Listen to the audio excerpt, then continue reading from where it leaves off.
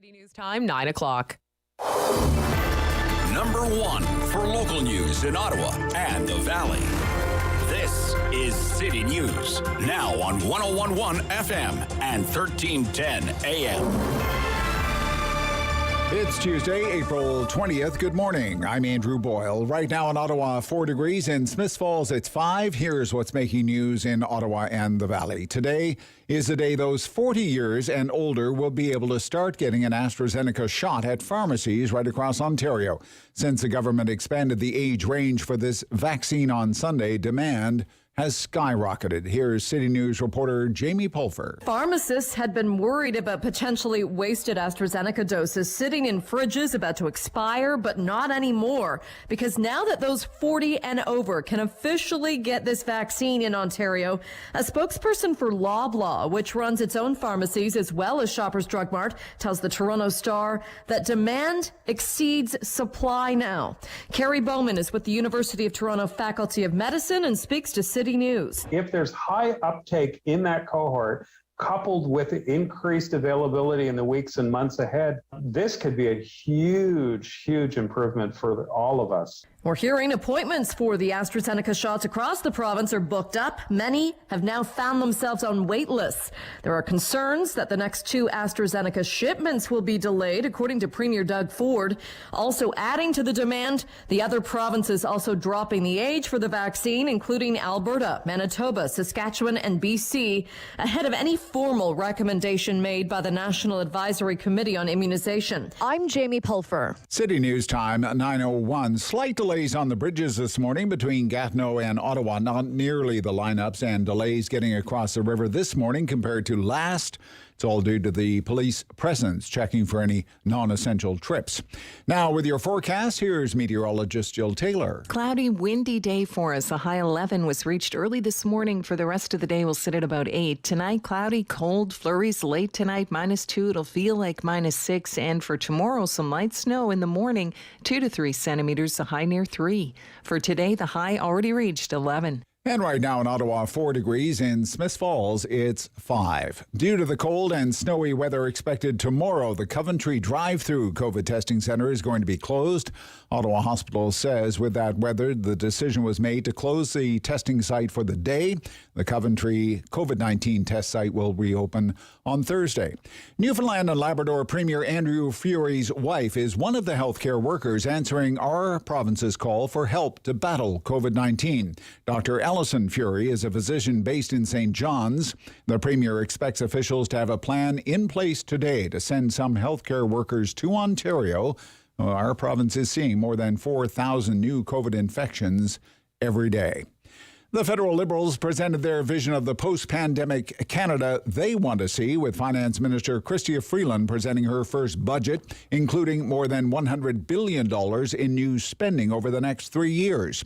Freeland admits this is a big price tag, but she says the country can afford it. Canada is a young, vast country with a tremendous capacity for growth.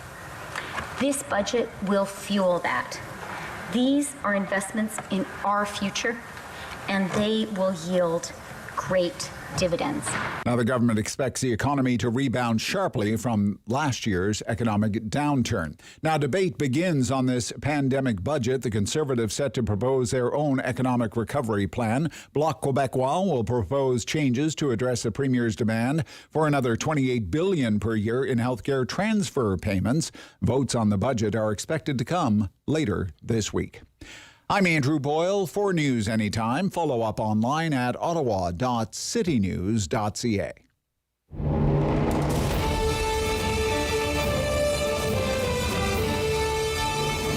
When the headlines say X, he's got the Y. it's the Rob Snow Show on Rogers TV and City News. 101.1 FM and 1310 AM. Was it premature to swap out the snow tires? I guess for better or worse, we'll find out tomorrow. Good morning. Welcome to the Rob Snow Show on City News. Big show ahead. Happy 420. If you happened to partake. Pothead Day. I wonder if anybody has actually ever measured Canada's workplace productivity on this day. Is there a noticeable difference? StatsCan has an entire cannabis statistical hub. And I happened to be browsing through it this morning. For example, since the start of the pandemic, a little more than a year ago, sales of non-medical licensed marijuana, so legal marijuana for recreational purposes, it's only gone in one direction, those sales. Up like an Elon Musk rocket ship. Since the start of the pandemic, January to the end of March 2020, sales of non-medical licensed marijuana, $539 million. But by the fourth quarter of 2020, which is the last quarter StatsCan has on record, sales hit $918 million. In other words, over the course of the pandemic year, pot sales, legal pot sales for recreational purposes, increased 70%. Now, maybe that's because there was a lot of people, had a lot of time on their hands, a lot of younger people with a lot of money they otherwise would not have. It's served by another name, Cannabis Emergency Response Benefit. You like that, eh? Okay. Yeah, I thought that was kind of clever, too. Despite those sales numbers, when Canadians were asked in a Statistics Canada survey, are you smoking more weed because of the pandemic and because of lockdowns? Roughly 9 out of 10 Canadians surveyed said no, they weren't. The age group, however, most likely to say, yeah, I'm smoking more weed, 15 years old to 34 years old. That age group also more likely to say, yeah, I'm drinking more alcohol too. And across the board, Canadians were more likely to say they were drinking more alcohol than they were smoking more weed. Neither good for the mental health, of course, well established. And StatsCan notes that Canadians who are reporting worsening mental health conditions are also more likely to say they've been drinking more booze and smoking more pot. All told, after all of these years of legalization of marijuana in Canada, this is more or less where things stand right now. Okay? According to StatsCan. We have a little bit more than 700,000 Canadians smoking pot every day, but 718,000 Canadians smoke it every day. About 1.3 million Canadians smoke pot at least once a week, and about 5 million Canadians have smoked pot at least once in the last 3 months. The average price Canada-wide for a gram of marijuana is $8.18. Smoke 'em if you got 'em. Happy Cannabis Day. We're going to have an executive on the show this morning from the cannabis industry. The next frontier in legal pot could be the American market. The Democrats are running the show, and a lot of people are expecting more liberalized pot laws at the federal level, which could create a whole new green gold rush. Big story. I would also like to offer félicitations, congratulations to SNC-Lavalin. Out of the bad books of the World Bank. For those of you who may not be aware, Justin Trudeau's favorite company, SNC-Lavalin, was blacklisted by the World Bank after the company was caught bribing officials in Bangladesh. And during that World Bank investigation, lo and behold, the World Bank learned that SNC-Lavalin had also been bribing officials in Cambodia. So the company was banned from bidding on any contract financed by the World Bank, banned, blacklisted for 10 years. But today, the company, in a statement, has proudly announced it has received a get-out-of-jail-free card, granted early release. That banishment was supposed to last until 2023. It's now been lifted entirely, and SNC promises it will never have envelopes stuffed with cash ever again. Okay, it has created a chief integrity officer now. as a chief integrity officer. Memories of lab scam. Jobs. It was all about the jobs and the 9,000 jobs, and it's the Prime Minister's job to stand up for jobs, especially jobs in Quebec, because he's the MP for Papineau, don't you know? Good times. Speaking of jobs, creating jobs, saving jobs, plenty of reaction to the big spending, big promising federal budget on the program this morning. The budget delivered yesterday by the Trudeau government. 2 years in the planning, 2 years in the making, and the best the Liberals can get from Paul Wells from Maclean's Magazine this morning is that this budget is middling. It's middling. It's not bad. It's not great. It's really long. It's more than 700 pages long, this budget. And at the end of it, it's middling. It is a middling budget. Others really aren't that charitable. In the Globe and Mail, Andrew Coyne wonders this morning just how the Trudeau Liberals plan to pay for everything, all the profligate spending. Because a bill actually does eventually come due. There is no free lunch.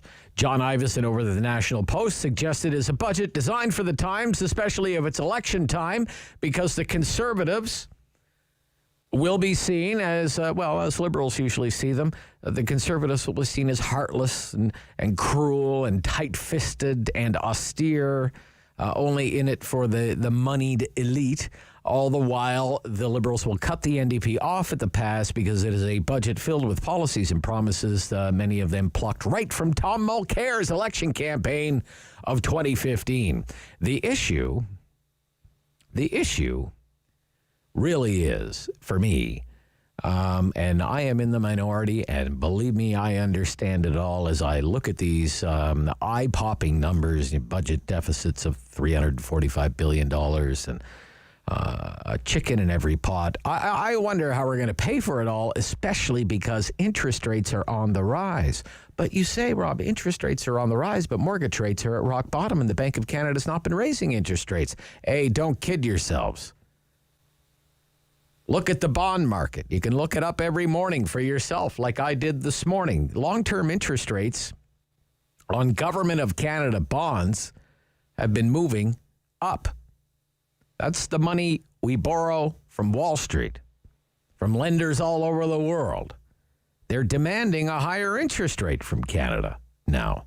Much higher interest rates than this time last year. Much higher interest rates than they were in January.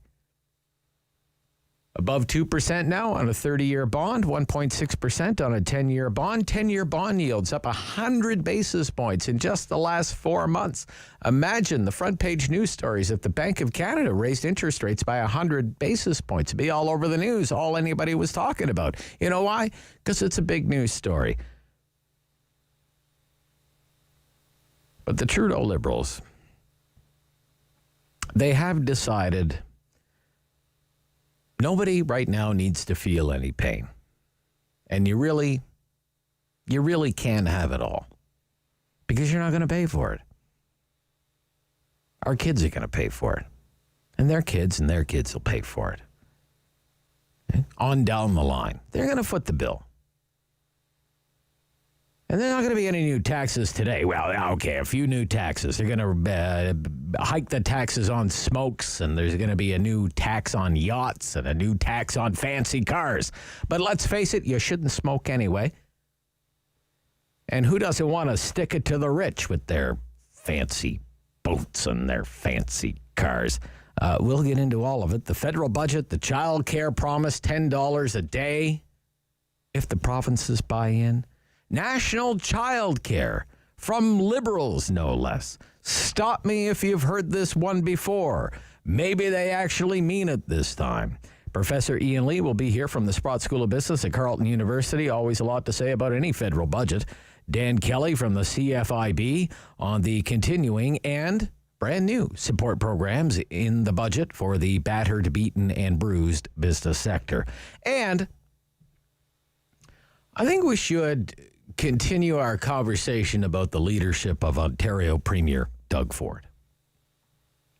3 weeks ago, it's like a different world politically for Premier Ford. I mean, 3 weeks ago, there was a poll that said Doug Ford would win another election in a landslide. Even a majority of Liberals thought the Premier was doing a good job handling the pandemic. Now, there's another poll, and it's a different time, and his approval numbers are back in the tank. And according to news reports, there are, quote, growing calls for his resignation. Are you one of them? Do you think Doug Ford should resign? Because of the position, the state of affairs in Ontario right now with COVID-19? We can get into that during the talkback hour. We do that every morning between 10 and 11 o'clock around here. Call-in radio, hottest hour of talk radio in town. 750-1310 is our call-in line. The Rob Snow Show at ottawa.citynews.ca's email address. You got to love it. You got to love it. Justin Trudeau fails to deliver vaccine. He breaks the ethics laws 3 times. He can't tell us how many times he's worn blackface. He just delivered a budget with a $350 billion budget deficit and promises nothing but decades of red ink to come. And yet, if the election was today, it's Justin in a landslide, but Doug Ford should resign. That's why they say, you know, if you want a friend in politics, get a dog. This is the Rob Snow Show on City News.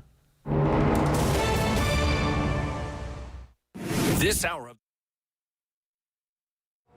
So the birth of Absinthe was 2002, I think, 2003, and I was working at Urban Bistro, happily, where Allium is now.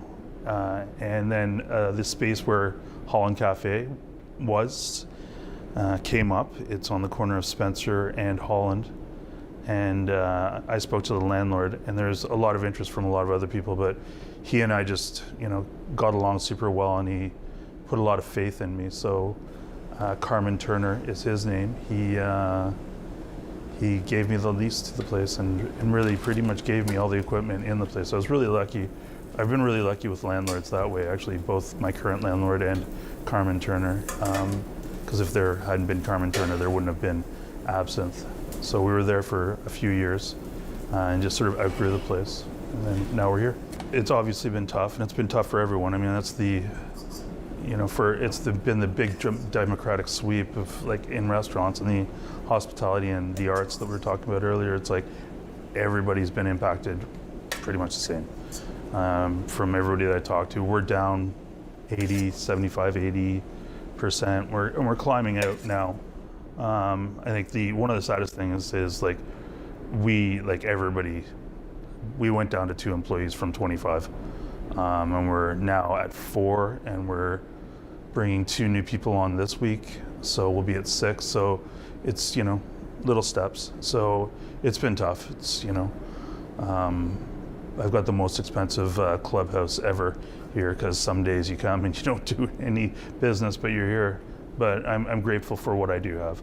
I think everybody's optimistic now, not necessarily just about the vaccine, but about like the vaccine, spring, being able to be outside. I think you're going to see a lot of like pop-up things happen in parking lots and on sidewalks and all, and like that, rather than being actually inside somebody's commerce. I think we'd like to take it outside.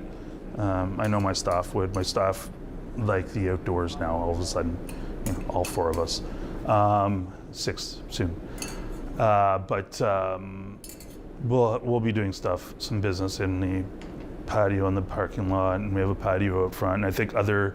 And I hope other restaurants and stores will do the same. I hope that they take advantage of like the sidewalk and doing sort of, guerrilla marketing and stuff like that, and really shaking it up a bit. You can find us at Absinthe Cafe at 1208 Wellington Street West in Hintonburg, and you can find us online at absinthecafe.ca.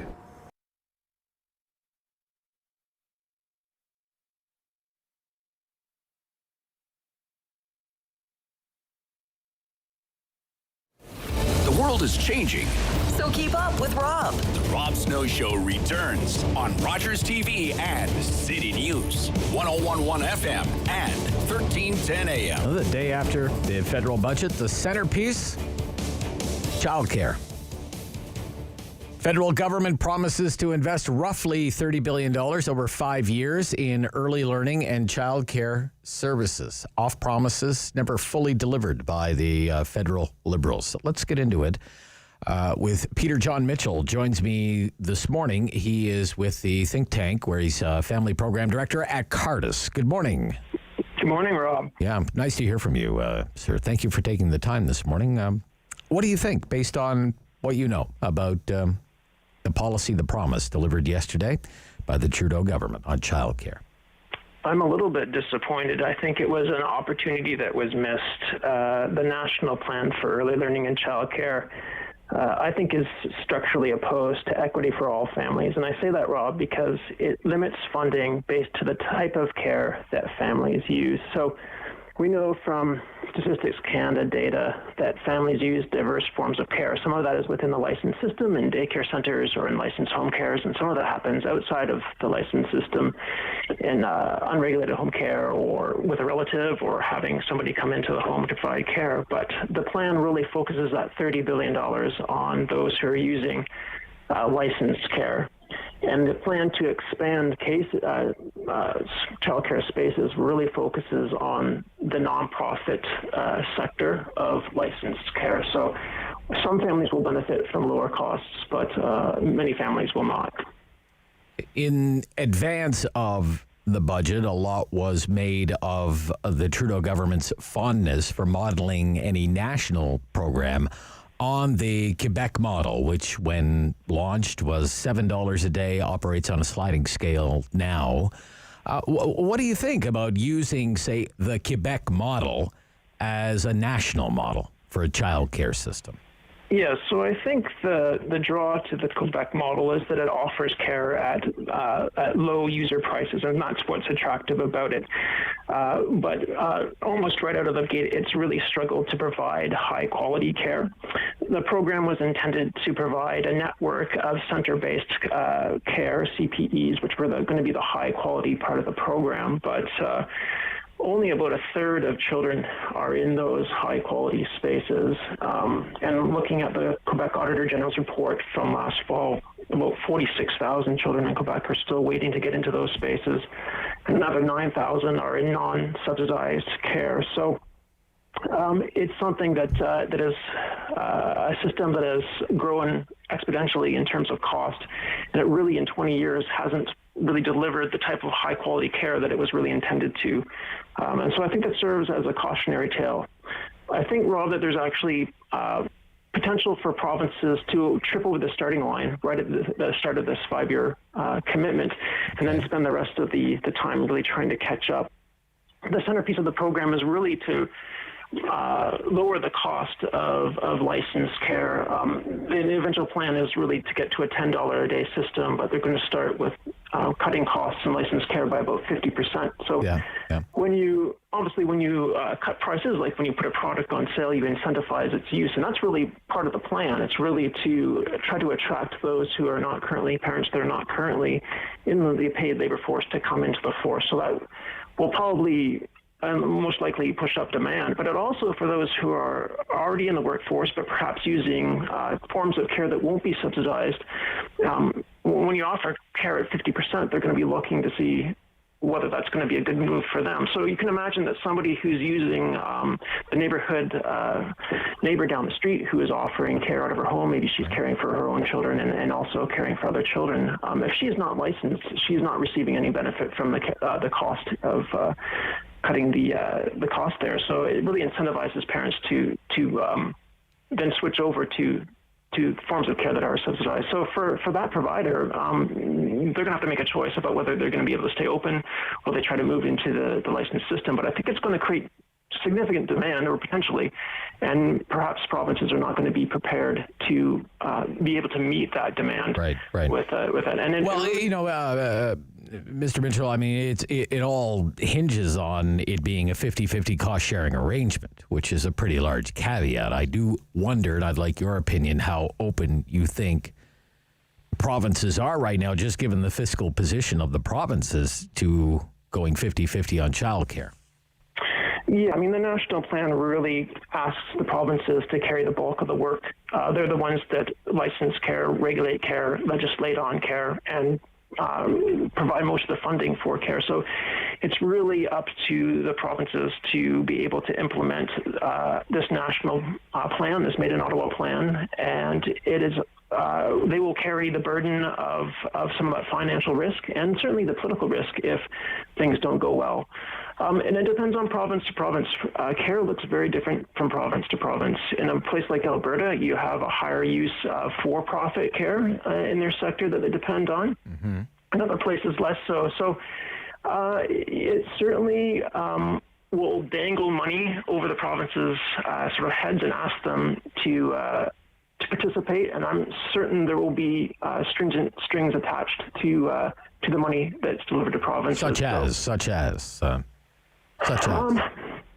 It could be and how that money is spent or where it's spent. There could be targets for how many spaces need to be created, possibly. We don't really know from the release yesterday. It doesn't give us a lot of details, but certainly the federal government has some objectives that it's going to want to meet, and it's going to really need provinces to achieve those for them. And so I'm sure that there will be restrictions on how that money is spent.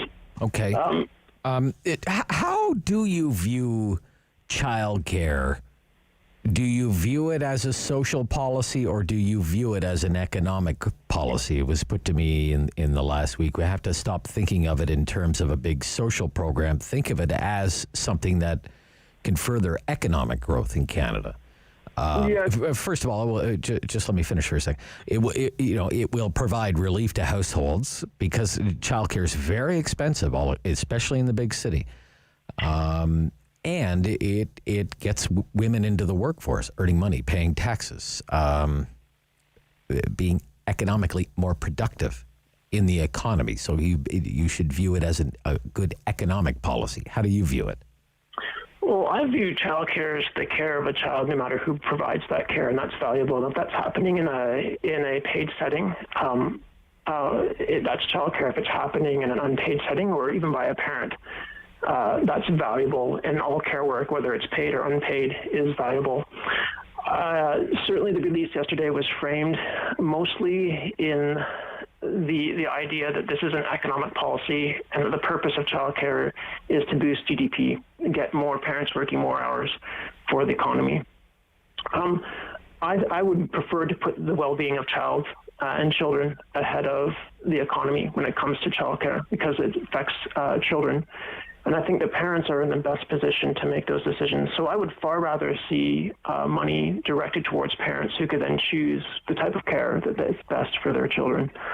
I think that was a missed opportunity in yesterday's budget. I certainly think that the federal government has existing levers that they could have pulled to lower the cost for childcare is very expensive, and it can be very expensive. But there are other levers that they could have pulled. They could have made adjustments to the childcare expense deduction. They could have made that refundable and helped lower income families.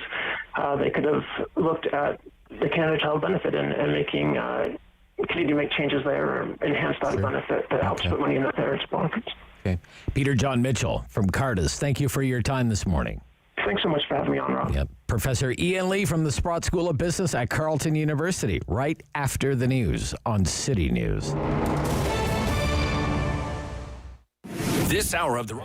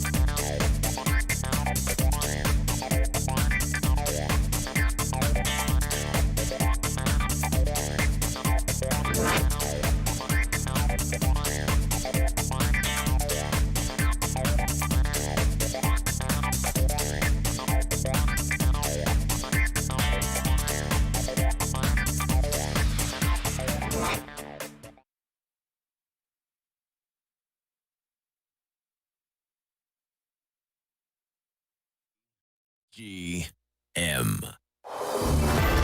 Number one for local news in Ottawa and the Valley. This is City News, now on 101.1 FM and 1310 AM. It's Tuesday, April 20th. Good morning. I'm Andrew Boyle. Right now in Ottawa and in Smiths Falls, 6 degrees, and here's what's making news this hour. Debate begins today on the massive budget released by the federal government with $100 billion in more spending over the next 3 years. We know the Bloc, for example, will propose changes to health care, asking for an additional $28 billion in transfers from the feds. The Liberals need just support from one party for the document to pass and avoid a federal election. Province of Newfoundland and Labrador making good on a promise to send healthcare workers to Ontario to help deal with this COVID crisis. In fact, one of the first to sign up, the wife of the Premier. Dr. Alison Fury is based in St. John's and is one who has offered their services to Ontario temporarily. Canada's National Advisory Committee on Immunization holding a briefing this afternoon updating its guidance on the use of the AstraZeneca vaccine. It currently recommends it should not be used in adults under the age of 55. But both BC and Manitoba dropped their age requirement for AstraZeneca to 40 yesterday. Both Ontario and Alberta have done the same as of today. More on this at 10 o'clock from Parliament Hill reporter Cormac McSweeney. City News Time, 9:32. I'm Andrew Boyle. For news anytime, follow up online at ottawa.citynews.ca. Firm. Fair. Fun. The Rob Snow Show returns On Rogers TV and City News, 101.1 FM. and 1310 AM. He's the poor professor from the Glee, Professor Ian Lee, Sprott School of Business, Carleton University. Good morning. Welcome back. Good morning, Rob. What'd you think of the budget? Well, I was in the virtual lockup, and so I had the documents from 9 a.m. yesterday morning, and I give you my word, I read every page, every line, almost every line. There were some sections I skimmed over because they weren't as salient to what I wanted to focus on. Okay. I focused like a laser beam on especially on the macroeconomic outlook and the overall spending. But there's three big takeaways that I don't think anyone else is talking about. So let me just throw them out there. Sure okay? thing. Love it. Three very big, sort of macro big, okay? The first is that Chrystia Freeland spent an excellent job in the first 30 pages, documenting with superb graphs. I urge people to go look at it, showing over and over and over how the economy is just doing gangbusters, just exploding. In fact, she said it grew 10% in the last quarter. I mean, that makes the Chinese envious. The Chinese, they have the fastest growing economy of any major economy in the world. They grow year after year at 6%. Unheard of for the rest of us that are going along at a miserable 1.5% to 2% pre-COVID. We went at 10%. So that's great. And we've covered almost all the jobs. And she went through all the metrics. And she said, give her credit, that the government underestimated the resilience and recovery of the economy last spring, last fall, and again this winter, this spring. And so she showed all that. Then she pivoted and then started talking about we've got to get out of this COVID recession. Now, listen, if we're growing at 10% or 6% forecast after inflation is removed for 2021, that is not a recession. Under no stretch of the imagination can anybody say that that's a recession. Okay. So she's came up with a solution, the budget, of massive spending for a problem that does not exist. We are not in a recession. The economy fell off the cliff last March, full acknowledgement of that. But nobody can argue when you're growing at 10% or 6% with inflation in mouth that you're in a recession. Well, I mean, even if you grow at 5% annualized, a gangbuster year, I mean, a historic year. It's not a recession. Yeah. The second point was, okay. And very big picture, and then I'll get the third one, and then we can talk about all these. But the second point is, I mean, everyone's talking nonstop for the last year about COVID. Yes. And long-term care homes, and the crisis, and everyone's talking about shortages of ICU and shortages of nurses and shortages of doctors and shortages of vaccines. It's a healthcare crisis. Yes. So you would think out of all the things that we could spend money on in this country, there must be just buckets, tons of money going into public health care, right? No. They announced on spending just about on everything you can imagine except health care. Now, I just find that astonishing and gobsmacking. The third one, and I haven't heard any pundit talk about this yet. All right. I suggest that people go to the appendix. That's where the truth is, by the way, in any federal budget. It's not the verbiage and the bloviating in all the words and the sentences and the paragraphs in chapters 1 to 6 in any budget by any finance minister of any party. No. Go to the numbers in the appendix. That's where there's truth to power. That's where they have the real numbers, not the bloviation. And so I went to the revenues, and they are astonishing. Yeah. Believe me, they are astonishing. I urge everybody to go there.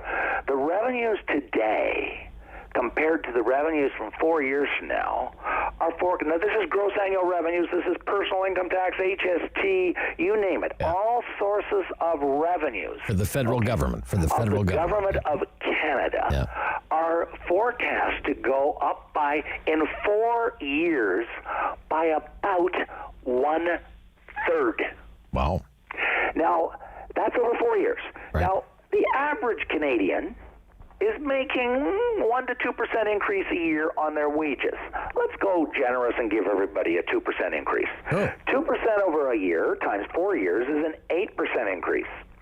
The total tax take over the next 4 years of the government is going to go up by 1/3. Our wages are not going up by 1/3. Now, people can say, oh, well, that's okay because corporate income taxes are going up, which they are, but so are personal income taxes, by the way, and so are all other HST taxes. But my point is, ultimately, all taxes come out of the economy. And that is to say, we are indirectly paying. I mean, corporate taxes are passed on by corporations to us through lower wages or higher price of goods. That's been documented by studies for literally the last 50 years. No serious person who understands economics suggests otherwise. So my point is, because the economy is finite, there's a finite amount of us, there's a finite amount of GDP at any moment in time, those taxes ultimately are being paid by us. And so the dark and dirty secret that nobody's talking about is that it's really astonishing. And I urge people to go there to A15 and look at these tax increases. And by the way, they're all going up. It's not that I'm saying one tax are they tax increases or anticipated revenue from the taxes collected? Everything. Corporate income taxes are going up by actually not a huge amount, but personal income taxes are going up, HST is going up, Crown Corporation revenues are going up. People have said it's a good thing. But all I'm pointing out... But going up because of economic activity, you mean? Oh, well, sure. I have no problem with that. But it's not like the GST. The GST is not going from 5% to 6%. No, I wasn't suggesting that they were putting... They're not raising taxes. They're getting growth. What used to be called bracket creep. We'll call it growth creep. I mean, their tax take is going to go up by about 30 to 32%, okay, in the next 4 years when our wages are not going up 32%. That's all I'm saying. Yeah, okay. Yeah, I understand. I just want it to be clear what you're saying. That's all. And I urge people to go and download the document is free, and it's in the annexes. It's in Annex 1, and it's A15, and it's really an eye-opener, I tell you, and it breaks it down. So you can see year by year for the next 4 years, each one of the taxes, the revenue streams going up, and they're all going up, and they're all going up very substantially. It's really, really, really fascinating. I urge everybody to look at that table. Okay. So where do you want to start as we get a little more into the minutia of this? Well, why don't we start with number one? Number one, I think your big picture theme, your macro theme, is there is no COVID recession. So if there is no COVID recession, why do we need $100 billion in stimulus spending? Fair enough? That's exactly it, what right? I'm saying. Yeah. That's exactly what I'm saying. Right. And she said, if you even take her at her word, and I'm not suggesting she was being dishonest. She said, we've got to, grow the economy, kickstart the economy out of the COVID recession. Yes. Yet when you look at much, not all, but much of the spending, much of the spending is disguised social spending. Now, I'm not saying that social spending is bad, although we already spend an enormous amount in Canada. But my point is they have reclassified spending, and they've called it often infrastructure. So a lot of the social spending they're now calling social infrastructure. Yes. Now, people say, well, you're just quibbling. No, I'm not. The infrastructure, why economists have liked it going all the way back to Adam Smith, and I'm not going to go deep into the weeds, but infrastructure, I'm talking roads, railroads, ports, airports, pipelines, speed up the movement of goods and services, which makes the economy more productive, which facilitates and enhances growth, which leads to more jobs, which leads to more taxes. It's a completely virtuous circle. Social spending, although I'm not saying, I understand why we do it, but it's not infrastructure. And so what I'm saying is she kept saying we need to grow the economy, and yet most of the measures she announced are not going to grow the economy. That's my point. Well, this is a point made by some of the columnists today, like Coyne and Iveson. There's a lot of distribution. There's a lot of economic distribution, but not a lot of policy that would promote economic growth.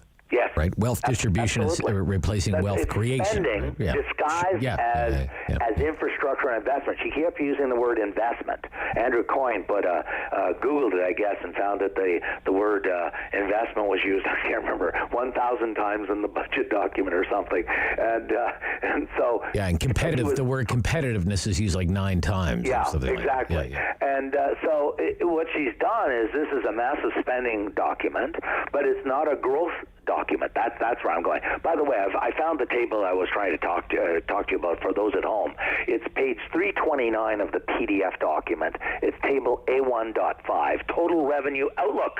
Personal income tax in 4 years is going to go from $167 billion to $213 billion.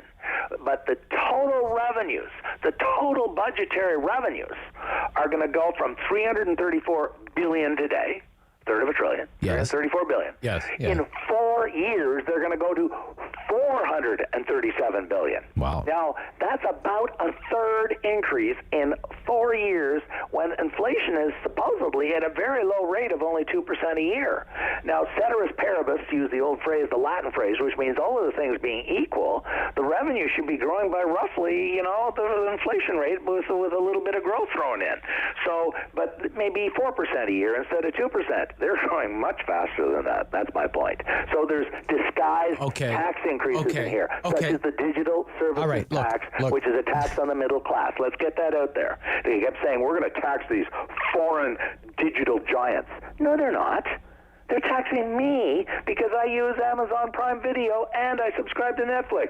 That's a tax on you and me. It's not a tax on Netflix. It's not a tax on Amazon. And they're spinning this already. They're going to go and tax the foreigners, No, they're not. They're taxing us. Right. Okay. But if revenues are going to go up by, say, $100 billion or more, over the next 4 years, then do the Liberals have a point? Don't chew my head off, Professor. That we can afford these programs. We can afford to do $30 billion worth of child care investment. Look, if the revenues are coming in, if the money's there. Here, by the way, I don't want anyone to think I'm against the child care. Right. I think it can be criticized because they made it universal. They did not use the word universal. I actually read the document carefully about 3 or 4 times on this section. They said all parents with children That's universality. Yes. So that means a doctor making $1 million a year is going to get $10 a day daycare. What? A professor making $250,000 a year, and there are, not me, but there are professors on the Sunshine List making $250,000 a year are going to get $10 a day daycare. What is going through their brain? What on earth? Yes, targeted to low-income people. Yes, targeted to people who need help, which roughly is the bottom 2 quintiles, I would say, probably the bottom 40%. But what on earth are they doing, giving a DG in the government of Canada making $130,000 or $150,000 a year subsidized daycare for $10 a day? So that's the criticism I have there. But to your larger point, I'm not getting away from it. Right. What we've done is we've doubled the debt. It's gone from about 25% of GDP to 50% of GDP in a very short period of time, 3-4 years. And more to the point, we are moving, and people just still haven't glommed onto this. And starting with the Minister of Finance, she's talking about these massive numbers of unemployed people, which isn't massive, number one. The unemployment rate has plummeted since the recovery is underway. But more importantly, for the next 30 to 50 years, we are going to be facing massive labor shortages. I don't say so. The IMF says so. The OECD says so. Finance Canada, in a separate document on aging, said so. Every study I have read has predicting serious shortages, of labor. And so that means that our economies are going to slow down, and Finance Canada has projected that. We're going to be growing much more slowly. And for those out there, and there's progressives who say, who cares about growth? Slower growth means, in plain, blunt, direct English, lower revenues for the government of Canada, lower revenues for the provinces to pay for health care and universities. So they're going to have less money going forward to pay for a much larger debt proportionately. Indeed, the interest paid in 4 years from now, by 2025, is going to double from $20 billion to $40 billion a year. So that's money we're squandering on interest on the debt, because we have to pay it, because we unnecessarily decided in this budget to go out and try to give goodies to every last identifiable interest group in all of Canada. And it was unnecessary, because we're not in a COVID recession. We should have targeted like a laser beam on the things we do need to do. Daycare for low-income and modest-income families, for sure. Health care, much more money, which they didn't do, for sure. But many of the other things they're doing is simply squandering to buy the election, to get reelected. Okay. We'll stop here. Some final thoughts on the federal budget delivered yesterday. I must have your take on Aaron O'Toole, carbon tax. He says it's not a tax because you're going to get whatever you pay in a carbon tax, you'll get it back into your own personal green savings account. Professor, I have to ask you about that as well. I want to talk about that. Rob Snow Show on City News. This hour of the Rob Snow Show. Everyone's got their own little dreams. I want to write the next novel. I want to write a screenplay, which I still want to do. So owning my own business is something I've always in the back of your mind. Oh yeah, that'd be really cool to try and do. I end up lost my job that I had for 20 years, and I found myself with nothing. Trying to figure out, what am I going to do now? I'm mid-40s, and I got a lot of different experience, mainly in retail. So I figured, you know what, let's try to give this a go. I didn't really have any money. I started up with the little website. We went with that, and then it's kind of just grown from there. I have such a passion for this, it's not even work for me. This is a hobby that I get to, thankfully make a living off of. When you walk in, you're going to be overwhelmed, I think, with all the amount of licensed product that we have. I only sell licensed product. I don't sell anything no name or anything. Everything is 100% officially licensed, depending on the franchise. So I like to support a lot of different franchises, a lot of pop culture. So I do have a little bit of music. vinyl, Star Trek, Star Wars, Marvel, DC, Doctor Who, Game of Thrones, you know, you name it, there's probably something around. Or if I don't have it, you let me know, and I'll do whatever I can to, you know, try and find it for you. I do some comic books. A lot of the interesting things that I do are items that you just don't find anywhere else. I probably have the best selection of pop culture cookbooks. So cookbooks from Walking Dead and Downton Abbey and Orange is the New Black, Hannibal, Marvel, Wonder Woman. I've got the best selection of Star Trek ships in the city. Well, actually, I've got the best selection in the country. I'm the only retailer in Canada that deals directly with the company Eagle Moths. I've got the best variety of Pop Funko figures within the city. I got the best prices, hands down. Even some of my action figures that I sell that are available at Walmart and Toys R Us, I'm cheaper than them, which is a lot of times you don't realize it. So even that small business can offer you a great value.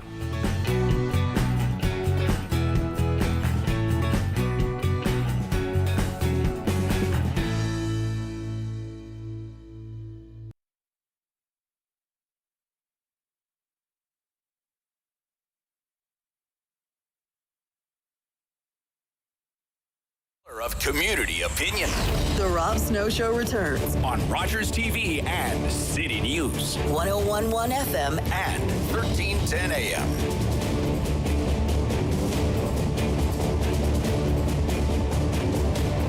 We don't have a lot of time left with you, Professor Ian Lee. Did you get a shot yet, by the way? I'm going Wednesday afternoon. Oh, good for you. Tomorrow afternoon at 3 o'clock, I finally, after my sister who got her both shots 3 months ago, who's 10 years younger than me in perfect health, and her 3 children who are in perfect health got their shots, I'm finally getting my shot. Okay. They live in the States, though, by the way. Good. I'm glad to hear that. I'm glad to hear that. If for no other reason than I don't have to listen to you whine and complain about it. Okay.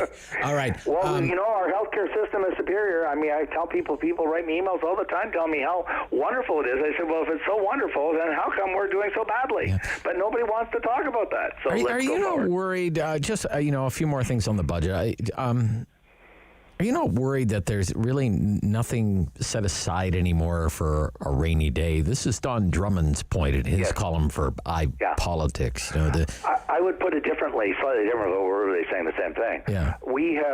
The government, has dramatically reduced the wiggle room, the degrees of freedom, to use a fancy academic term, for future crises. As he put it, the government is assuming for the next 30 years there will be no recessions, no increase in inflation, no increase in interest rates, because all of that has to pertain for them to meet all of their very rosy forecasts. And, of course, that's preposterous. And there will be recessions, and there will be future crises, whether they're pandemics or, who knows, a horrible earthquake on Vancouver Island or something. The black swans are unpredictable. Yeah. That's the point. Yeah. And they have no wiggle room there. We've doubled the debt. The provinces are essentially becoming unsustainable, and that's from the Parliamentary Budget Office, not from me. Sure. Yeah. We're going to be bailing out not just Newfoundland and Labrador in 2, 3, 5, or 7 years. We'll be bailing out. There'll be other provinces that'll enter insolvency where the bond market simply refuse to buy their bonds anymore. And so this budget has set us up for future suffering and pain. The problem is he won't be around. There is a rough justice in this world, and I don't say this with any happiness, believe me. But we boomers have much less time left, to be blunt. Okay, I'm just using the actuarial tables. The millennials, who are, I think it's fair to say, are much more supportive of Mr. Trudeau, are going to be bearing the burden of these policies for much longer, because they've got many, many more years of their lives ahead of them. They've got 50, 60 years ahead. We don't. People in their 60s and 70s, just from the actuarial tables, don't have 50, 70 years ahead of us. So the squandering on this budget, which I do believe was irresponsible, is going to, down the road, fall on the shoulders of the people that supported it, which are generally much younger people. And so there is, I guess you could say, there's a very rough justice in the world. It's not very nice, but there is a rough justice. Okay. Aaron O'Toole says the Conservative Party is going to have a carbon tax. It will be, what was it? Was it 20 to start? $20 a ton to start, maxing out at 50, but it's not really a tax. Professor, don't call it a tax.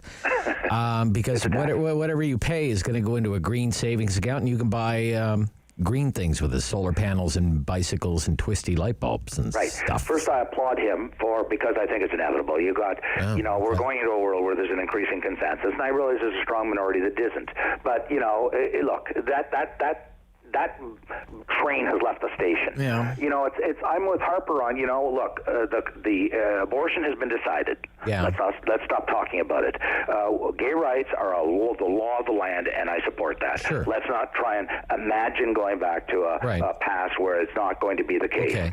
The carbon tax is going to be adopted, has been adopted in many countries, and it's just a reality we must confront. Then we should be saying, okay, which carbon tax? What's the optimal carbon tax?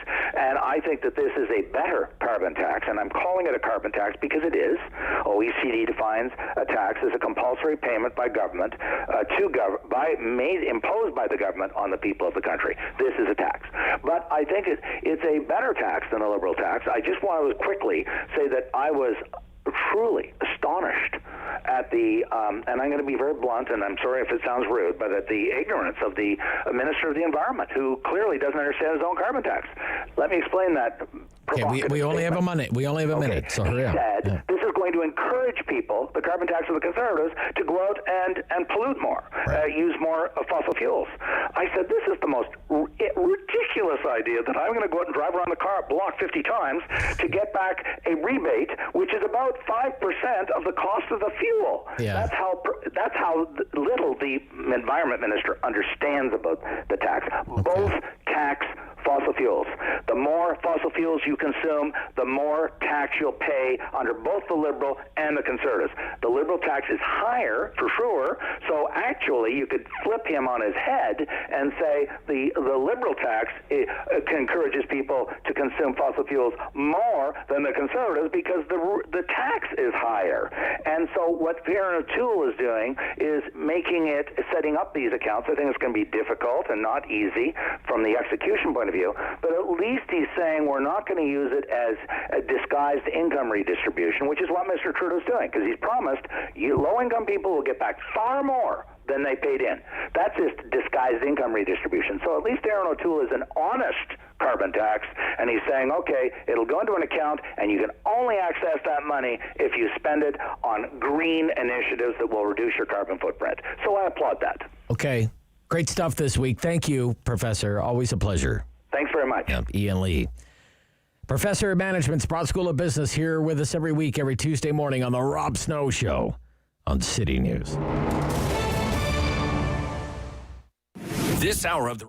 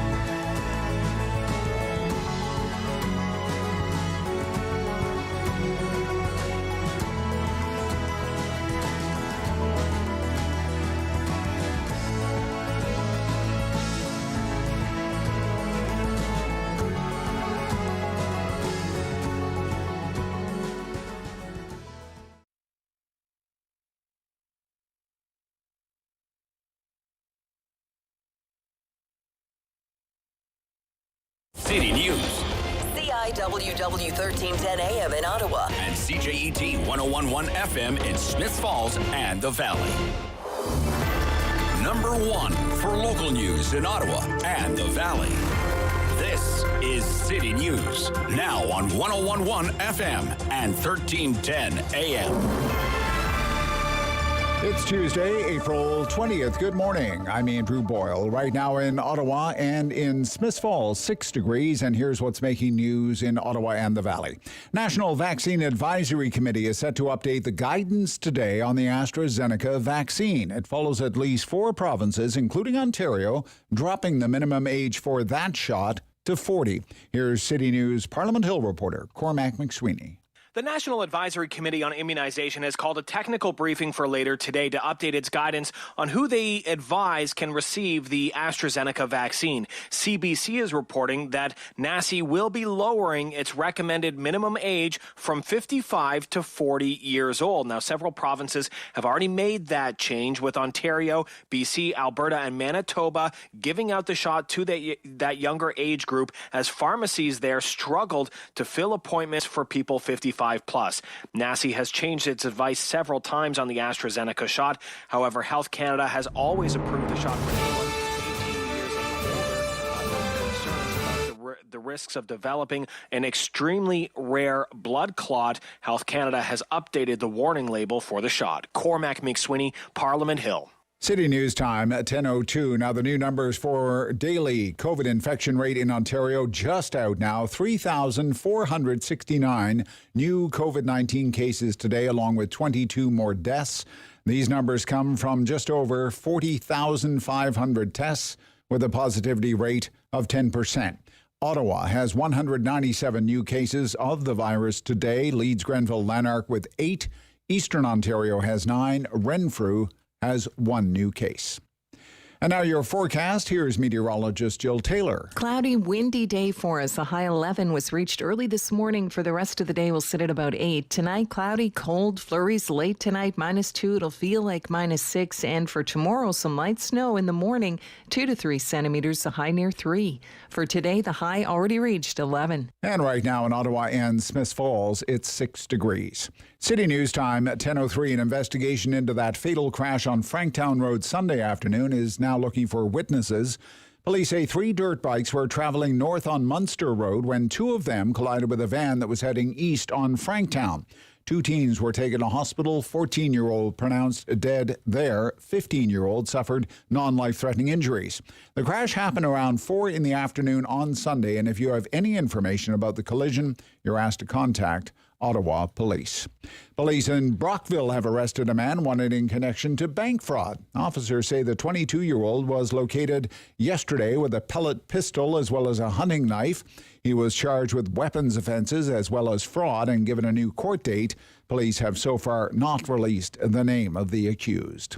A petition to have golf courses in Ontario open has just about reached its goal. Organizers asked 75,000 people to sign a petition to point out to Premier Doug Ford that business should be allowed to continue. We are the only jurisdiction in North America that currently closes golf courses.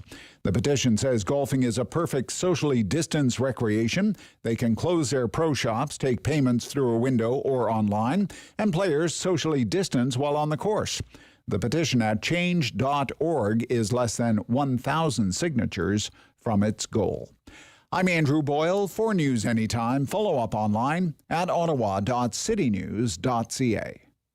Talk back. Hello. On The Rob Snow Show. The phone lines are open at 613-750-1310. Now, the Rob Snow Show continues.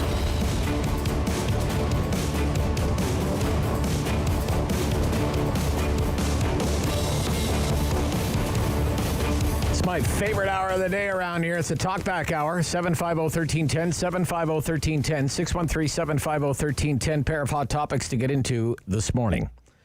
Should Doug Ford resign? Why don't we start right there, okay? I know it's kind of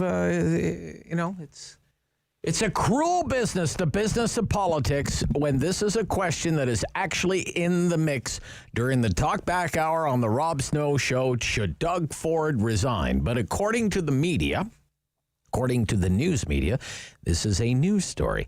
quote, there are growing calls for Doug Ford to resign. So I want to put that to you. Should Doug Ford call it quits? Okay? I say, I'm sorry, I've done such a lousy job as being Premier of Ontario. I quit.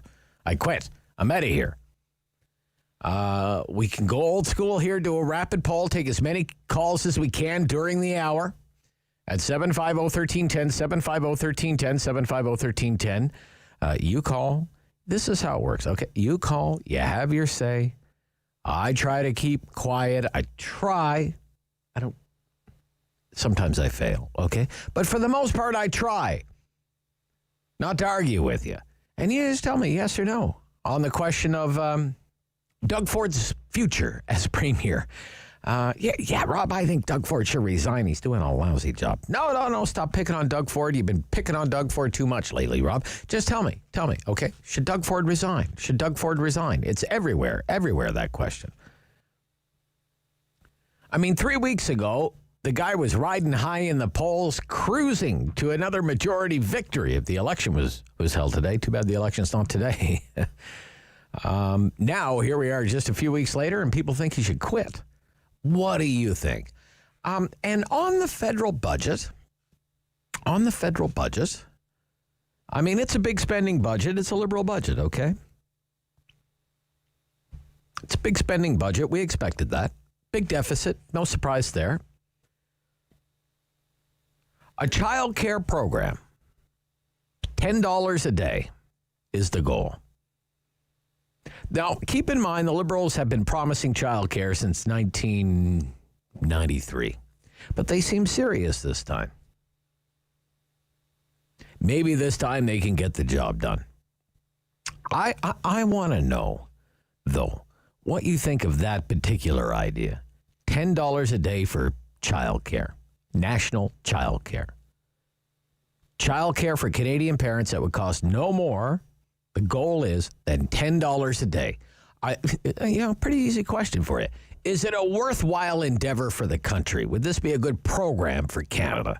In Ottawa, for example, some surveys suggest that the average cost for childcare is now about $1,000 a month.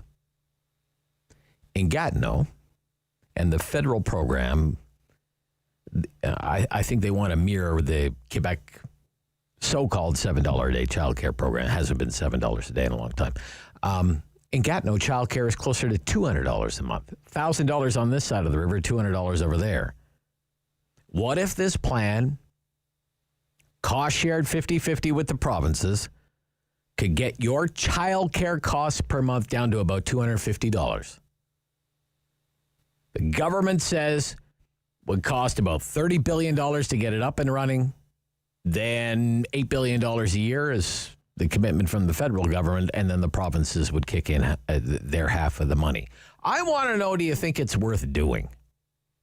Would it be good for the country? $10 a day childcare. Good idea? What do you think? 750-1310, 750-1310, 750-1310. Ooh, lots of people want to talk about Doug Ford today. Ray in Cornwall. Ray. Good morning. Good morning. Yeah, hi, Ray. It's great to hear from you this morning. You think Doug Ford should resign? Ray. Hi, Rob. Hello, yeah. Rob. Hello, Ray. Rob. Yeah. Okay. You hear me? I hear you just fine, Ray. I don't know what's going on. Good morning. Yeah, no, I just wanted to back up a little bit on yesterday's caller, Darlene, who felt so sorry for Doug Ford. Poor Doug Ford and poor Doug Ford. And you mentioned politics and all that stuff when you take the job. So a couple of things I just want to mention quickly. I know there's a lot of callers. Okay. One is, I have a saying, and I don't know if you ever heard about it, but it goes like this. If you can't run with the bulls, stay on the porch with the poodles. Okay. All right. Okay. And yeah, that's my saying. And that's, if you're going to get in there, you're going to get in there and take what's coming to you. Sure. Boy. Yeah. And secondly, with regard to the overall situation, I know sometimes you've mentioned on your show a little bit of scripture talk. So here's one. Okay. I believe that we are in a time of Babel or Babel. Okay. And if you look it up, you will see, because there is mass confusion And the story with Babel is that eventually it all fell apart. Right. But they were aiming for the heights without any mention of God. And that's my 2 comments for the day. You have a great day. Okay, Ray. Thank you. Okay, thank you. Couldn't really nail him down on whether he actually thought that Doug Ford should resign, but I think he thinks Doug Ford should be hanging out with poodles and not bulls at this point, which maybe says it all. Should Doug Ford resign, though, is my question. And $10 a day childcare. Say your childcare only costs, $250 a month instead of, say, if you have one child, $1,000 a month. Is that, seriously, okay, it's the Liberal plan, sure. Okay, let's set that aside for now. Is it a good idea? Does it have merit? Is it worth doing? Okay. That's what we want to know. Yvonne, Mooney's Bay. Good morning. How you doing, Rob? I'm good, thank you. Yes. You think Doug Ford should call it quits or what? Should he resign? No, I want to give him a raise. Give him a raise. Okay. Oh my God. No, Doug's doing a good job. It's not the easiest job in the world. I wouldn't want it, but anyways, no, I don't think he should resign, and he won't. The other thing is, I don't know what we're talking about. Ian Lee is talking about all this stuff about the budget, but Trudeau thinks the budget's going to balance itself. Well, yeah, I suppose many, many years ago he believed that. I don't know if he really believes that now. I don't think he cares one way or another if the budget eventually balances itself. I know that. And if you talk to Ian Lee next time he's on the phone, someone offered him $5,000 to run for PS. To run, sorry, what? To run for Prime Minister. Oh, yeah, okay. Yeah, he did run for office at some point. I think he even ran as... Did he run as a Liberal? I think he ran as a Liberal at one point. Thank you, Yvonne. Thank you. Okay. No, give Doug Ford a raise, he says. Give him a raise. Give him a raise. Sharon, Ottawa. Sharon. Good morning, Sharon. Yes, good morning, Rob. Hi, Sharon. What do you think? Should Doug Ford... Look, he's doing such a bad job. Maybe he should resign. What do you think? No, I don't think he should resign. I think he's doing all that he can. Right. Maybe what we need to do is step up to the plate and do what we're supposed to do. Okay. What do you think? What do you think we're doing that we shouldn't be doing? Too many people are ignoring the severity of the disease, of the COVID. Right. And maybe too many people think, I have a right. I can do this, I can do that. Mm-hmm. Well, what about the rights of the people who are okay with trying to get this under control? Right. So, no, I don't think he should resign. All right. Thank you, Sharon. Thank you for calling. Okay. All right. Leo, Kempville. Good morning, Leo. Hi, Rob. It's just to come up to Doug Ford. I don't think Doug Ford should resign. Okay. I think he's right off the plate, right off the bat. A lot of people are criticizing the police border thing. And I don't think it's meant to control the COVID. It's meant to control the stay-at-home order. Right.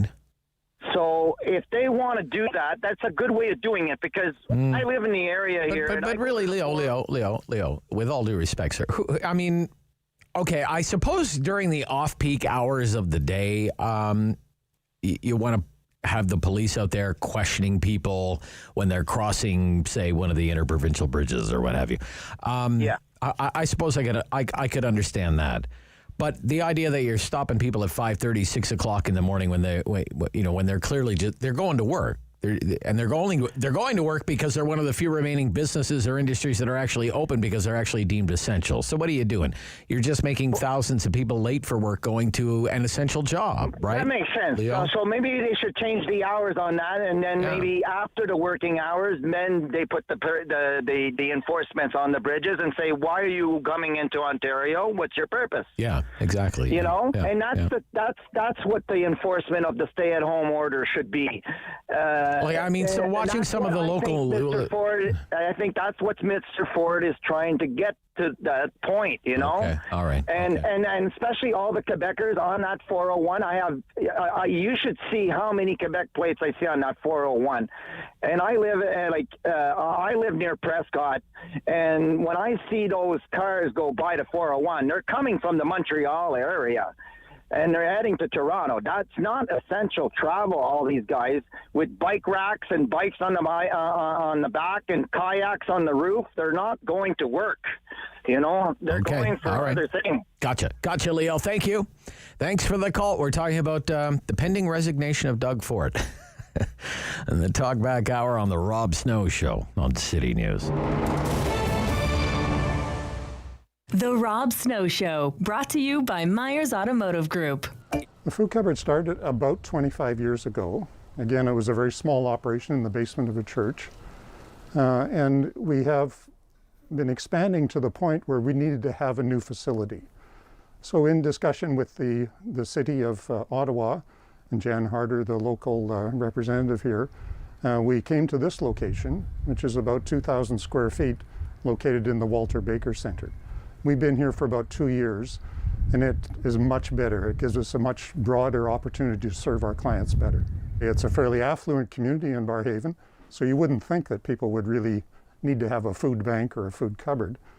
But people sometimes have a temporary loss of their job, maybe new immigrants or refugees to the community. Maybe there's been an injury in the family or something like a pandemic that causes people to run short of food during their monthly requirements. So we offer any clients who come and live in our catchment area the opportunity to pick up an order of food every 3 or 4 weeks. The need varies from time to time. We have expanded our offering to include quite a few perishables, eggs, milk, cheese, yogurt, vegetables, fruit. But people I think know that we need cans of beans and stuff as well too. One thing that we're consistently short of sometimes is personal hygiene products. You go to the grocery store, you buy your toothpaste and you buy your deodorant and shampoo there. People don't automatically think that to donate those kinds of things to a food cupboard. So we end up buying quite a few of those things from time to time. The pandemic has affected us like it has everybody. Initially, we had to stop the grocery store food donations so that we didn't have any risk of contamination and to have a significant number of volunteer work to be done in our facility. We have a storefront, so it's like a mini grocery store where you take a cart and you go around and pick out the things that you want. That doesn't work during the pandemic to maintain social distancing and so on. So what we have now is our clients can come in one at a time, they make an appointment, they stand behind a line, and they direct our volunteer to, I'd like Kellogg's cornflakes rather than Harvest Crunch, to pick the food that they would like off the shelves according to the allocation, depending on the size of their family. And then they take it out, load it into their vehicle or whatever, bring back the cart, we disinfect everything, and prepare for the next client. We are very blessed here in Barrhaven. We're a totally volunteer organization.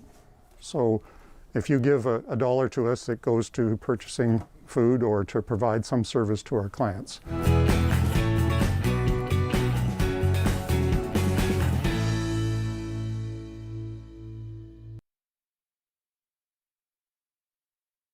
Time to talk back. On the Rob Snow Show. Have your say and call now.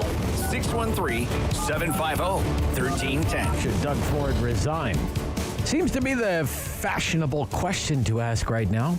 So I don't have to be all original all the time. Let's just jump on the bandwagon. It's the Talkback Hour, 750-1310. Should Doug Ford resign?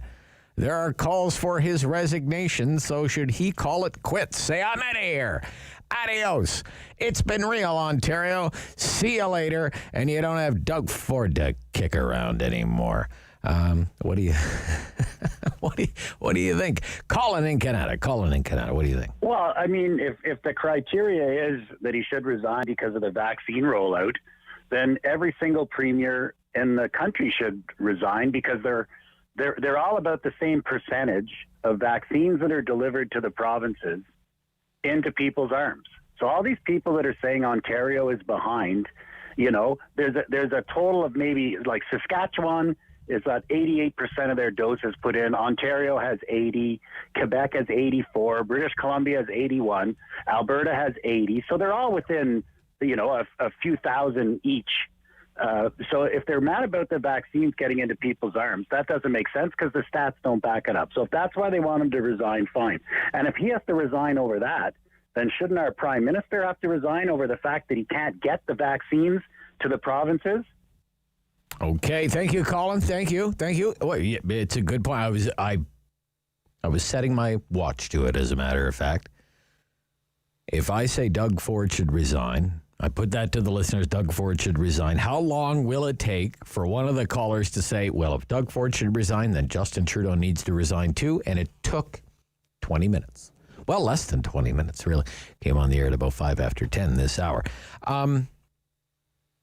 I guess what got all of this going is the David Moskrop column in the Washington Post a few days ago. It got a lot of attention. We like it when they write about Canadian politicians in American newspapers. For some reason, it always grabs a lot of attention. David is a frequent contributor to the Mark Sutcliffe show. David is unapologetically on the left side of things. So, you have to keep that in mind. I think David could have written a column asking for Doug Ford's resignation for any number of things at any number of times over the last 2 years.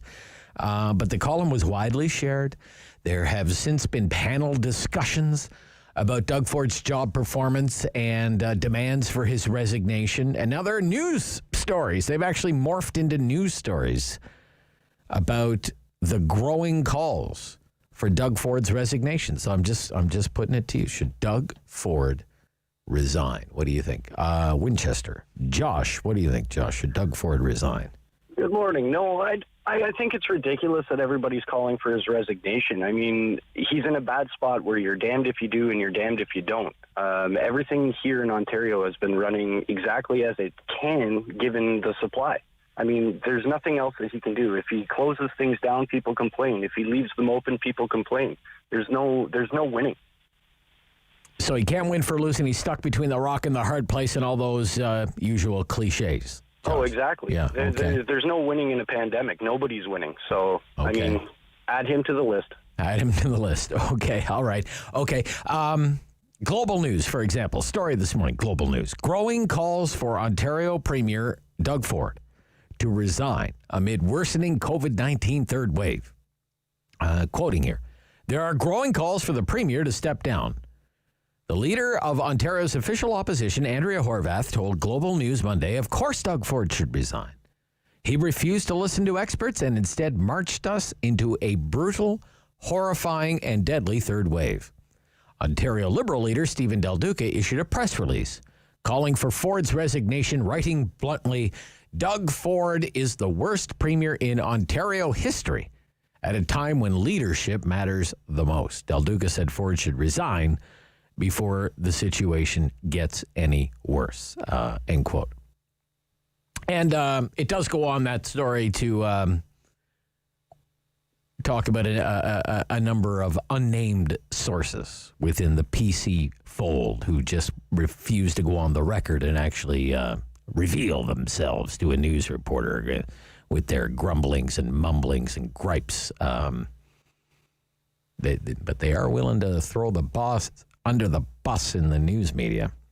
But what do you think, folks? I mean, if I'm getting call after call from people who say, Doug Ford should most certainly resign, get rid of the guy, he's doing a bad job, well, then I'll believe that Doug Ford's in trouble. Then, when I hear that kind of change in public opinion from this audience. Fred, Westport. Fred, good morning. You think Doug Ford should resign? Absolutely not, Rob. I think it's astonishing that the Canadian in Ontario and the Justin Trudeau, the main reason the problems are because we don't have vaccines. So why are they blaming Doug Ford? Okay. Blame go where the responsibility lies. It relies with the federal government. They didn't do their job. Trudeau didn't do his job back a year ago when he was procuring the vaccines. Yeah, I guess vaccines would only go so far. I think the main criticism for Doug Ford is that the health experts were saying one thing about getting ready for the third wave and the more contagious variants, and he was more interested in reopening the economy and ignored their warnings, and that's why we're having say between 3,000 and 4,000 cases. Yeah, I see what you're saying, but at the same time, what are you supposed to shut the province down completely? Like, no matter which way he turns, he's going to be criticized. Right. But to me, the number one thing we need people vaccinated, and we are not. It's not happening. Okay. I mean, so much so that they've extended the shots to 4 months, which really, the scientific proof for that, what's going to happen in 4 months, they don't actually know that. Okay, thank you, Fred, calling from Westport. Good to hear from Westport today. James, Barrhaven. James, do you think Doug Ford should resign? I do not. Okay. But when was the last time we didn't have leaders of opposition parties saying the premier should resign? I think it was last Tuesday or something like that, James. Well, yeah, it never stops, though. I mean, the thing is that it doesn't make any sense to change horses midstream, and I don't see anybody taking over from his position and doing a better job. He hasn't done a great job, mainly because he's been playing politics as opposed to being practical about things. But, to change things at this point, that would just be a big step backwards. All right, James, thank you. Should Doug Ford resign? Should Doug Ford resign? He has pulled kind of a disappearing act. He hasn't been seen in public since Friday. He wasn't in the legislature yesterday. Christine Elliott taking all the shots from the opposition. He's kind of gone to ground. There's been a tweet or two about how he's trying to secure more vaccine supply for the province. But should he resign? Should he resign? Or going through these calls. Joanne in Orleans, should he resign, Joanne? No. I don't think there's a harder working premier in the country. I may not agree with some or a lot of what he's done, but I'll never fault him for trying to keep business alive as well as people alive. But I wanted to talk about the daycare. Okay, yep, $10 a day, $10 a day. Yes, because we seriously value daycare that much. Thank you for having Peter John on. I think Cardus brings some really good research to public policy. I thought Ian Lee was 100% bang on with this. What caught my attention in the budget was the fact that there was going to be a 50-50 funding, which was originally the health care funding when the federal government wanted universal health care. I think it's just this. It certainly got my attention because I thought, okay, the provinces are going to be left holding the bag with this funding and just give it a few years. I thought it was so insulting to Canadians, very insulting to the premiers who've been for decades trying to get health care funding increased. And clearly Trudeau has learned nothing about what Canadians value. Money should follow the child. As Peter John was saying, let the parents decide. Money following the child could also mean that more children are born, that families will benefit and want to grow so that we may go from 1 or 2 children families to maybe 2, 3 children or 4 children families if money follows the child. I can't believe in this day and age that anyone thinks more institutionalization of people is good. We have had the rudest awakening, the most heartbreaking awakening with long-term care, and now they want to put children in more institutions. It just does not compute. Okay. When you have trust. I'll have to end it there. The news is coming up, Joanne. It's so great to hear your voice. I haven't heard it in a while. I'm glad you're glad you called in today. I'll make good points as always. Got to run. Will Doug Ford resign? Should Doug Ford resign? It's the hot question of the day. A lot of phone calls. I'll take yours right after the news on City News.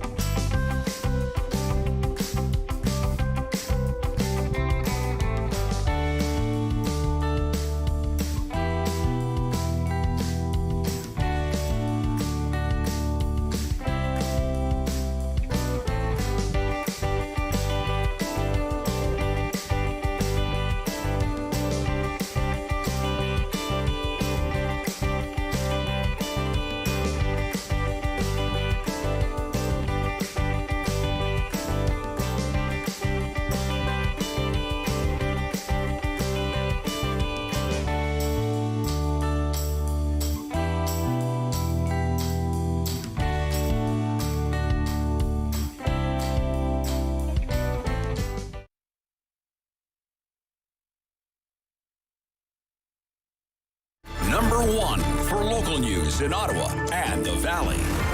This is City News, now on 101.1 FM and 1310 AM. It's Tuesday, April 20th. Good morning. I'm Andrew Boyle. Right now in Ottawa, 6 degrees. In Smiths Falls, it's 7. And here's what's making news this hour. Canada's National Advisory Committee on Immunization holding a media briefing this afternoon. They will talk about the age requirements for those who want the AstraZeneca vaccine. It is approved for those 55 years of age and older, but 4 provinces, including Ontario, are now offering that COVID-19 vaccine to people over the age of 40. A European regulator has found a possible link between Johnson & Johnson's vaccine and very rare blood clots.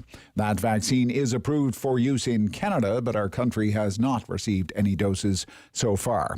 A drop of about 1,000 new cases of COVID today compared to yesterday in Ontario. Today, 3,469 new COVID-19 cases. There were just under 41,000 tests completed for these numbers. 197 of these cases are in Ottawa, 8 are in Leeds, Grenville, Lanark. Eastern Ontario has 9 new cases. Renfrew has 1. There were also 22 additional deaths reported in Ontario. City News Time, 10:32. I'm Andrew Boyle. For news anytime, follow up online at ottawa.citynews.ca. Talk back. Hello. On the Rob Snow Show. The phone lines are open at 613-750-1310. Now, the Rob Snow Show continues. Should Doug Ford resign? Yes or no? Right now the score is 8-0. No, Doug Ford should not resign. A lot of votes for Mr. Trudeau's resignation. And $10 a day daycare, childcare, that is the centerpiece of the federal budget yesterday. And, if you want to weigh in on that one as well, $10 a day. The Liberals have been promising a childcare program of some sort since 1993. But I want to know what you think of that particular idea. Do you think it's a worthwhile move for the country? Do you think it would be good for parents? In Ottawa, $1,000 a month for childcare. Gatineau, $200 a month. What if $1,000 a month could be somehow whittled down to $250 a month? Would it be good for Canadian parents? What do you think? $10 a day childcare. Good idea. What do you think? That's kind of like the silver medal of topics today, because a lot of people want to talk about Doug Ford at 750-1310. Nicola, good morning, Nicola. Good morning. Hi there. My first time calling. Well, I appreciate that. Yeah, should Doug Ford resign? What do you think? Absolutely no. I want to give him a gold medal this person because you see, everything he make is not good. His close is not good. He stay open is not good. I think it's very good premier, working hard. I have a small business, and honestly, it's very hard for small business right now. But people need to understand we need to stay home. Look, yesterday in the bridge. For Gatineau, Ottawa, full the bridge. Why today only 50%? Because people can come here for no work. You understand? You can't cross anymore. Oh, so you think the message was sent, do you, that stay home or you're going to get caught in traffic like that? Exactly, correct. Okay. But so you think it worked? You think it worked? It worked. And for a golf course, I see golf course, many people hugging each other, a group of the people together. So I think Mr. Ford no choice. I need to close everything and make this COVID go down. I have a very high risk. If I catch COVID, I'm dead. So I think Mr. Ford protection me very well for now. Okay. Thank you very much, Nicola. Thank you for calling, sir. Thank you for calling. Let's go to the Ontario Legislature. A little bit of the question period this morning. Andrea Horvath, the leader of the New Democrats. About how to handle this crisis. And of course, we now know that Dr. Lowe has in fact started to shut down businesses where COVID-19 is spreading. If, as the Premier claims, all of the appropriate measures are already in place in Ontario to stop the spread of COVID-19, why did Dr. Lowe then have to take the action that he decided to take today? the Minister of Labour, Training and Skills Development. Well, thank you very much, Mr. Speaker. Of course, we saw the news this morning with the local decision by Dr. Lowe. We're working closely with public health. But I have to say, Mr. Speaker, we are truly disappointed with the federal budget that we heard yesterday. In fact, the federal government worked with the provinces at the beginning of this pandemic to ensure that job-protected leave was the responsibility of the provinces. That's why we moved forward, the first in the country, to ensure that there was job-protected leave, including job-protected leave for those who are getting vaccinated. And the federal government was going to step up with paid sick days. Mr. Speaker, $100 billion more in new spending federally, no improvements to the sick pay program, but I want every worker in the province to know that we have Response? That's not going to go over well. Supplementary question. Yeah. Thanks, Mr. Speaker. Speaker, Dr. Lowe, the Peel medical officer. That's good. The Premier's not there. I thought for sure the Premier would be there this morning, but he has not appeared in the legislature this morning so far, and he wasn't there yesterday. My question is for the Premier. Here's the Minister of Labour with the answer. Okay. Should he resign? Resign, resign. Get out of here, Doug Ford. Michelle, Ottawa South. Good morning. Michelle. Never, never, never. Never, if never, it never. comes to the cost of saving one life, then how can you criticize them? And maybe the one life you saved is yours. And as far as the time of Babel goes, if you've ever listened to Premier Ford, at the end of every address, he always says, God bless you and God bless Ontario. So if Mr. Ford is a porch poodle, then Mr. Trudeau's a porch puddle, because it's insane. And who's calling for him to step down? Andrea Horwath, Del Duco, the Liberals, to step down. When Andrew Scheer asked for Trudeau to step down because of the WE scandal, those same mouths all made fun of him. And what was the WE scandal all about? Trudeau's family profiting from tax dollars. It's insane. No, he should never step down, and we should support him. And if he is listening, it would help with a few members of my household if he opened up the golf course. Anyway. Okay, all right. Okay, Michelle. But one more thing, though. Yep. As far as Andrea Horwath goes, and it's just constant screaming. And he asked her a long time ago, why can't you cooperate and try and put something constructive on the table? And I see Mr. Ford. I hear all the criticisms against him of he should be harder on Trudeau and he should be this. It's sickening to listen to the news. You know, it's just mudslinging and mud throwing. And here's a guy, he's really trying to do the best he can. And he might be making mistakes, but the bigger picture is stop bringing in these viruses that are actually named after other countries. How do they get here? Stop it. Like, put the criticism where it belongs, right at the foot of Mr. Trudeau. Okay. Thank you, Michelle. Thank you for your call. Bill in Toronto. Good morning, Bill. Morning. Should Doug Ford resign, sir? You know, really, I think he should. I elected a businessman, not a politician. But unfortunately, I don't know who's there to replace him. Christine Elliott would do a better job, I'm sure. Okay. So is that a yes or a no?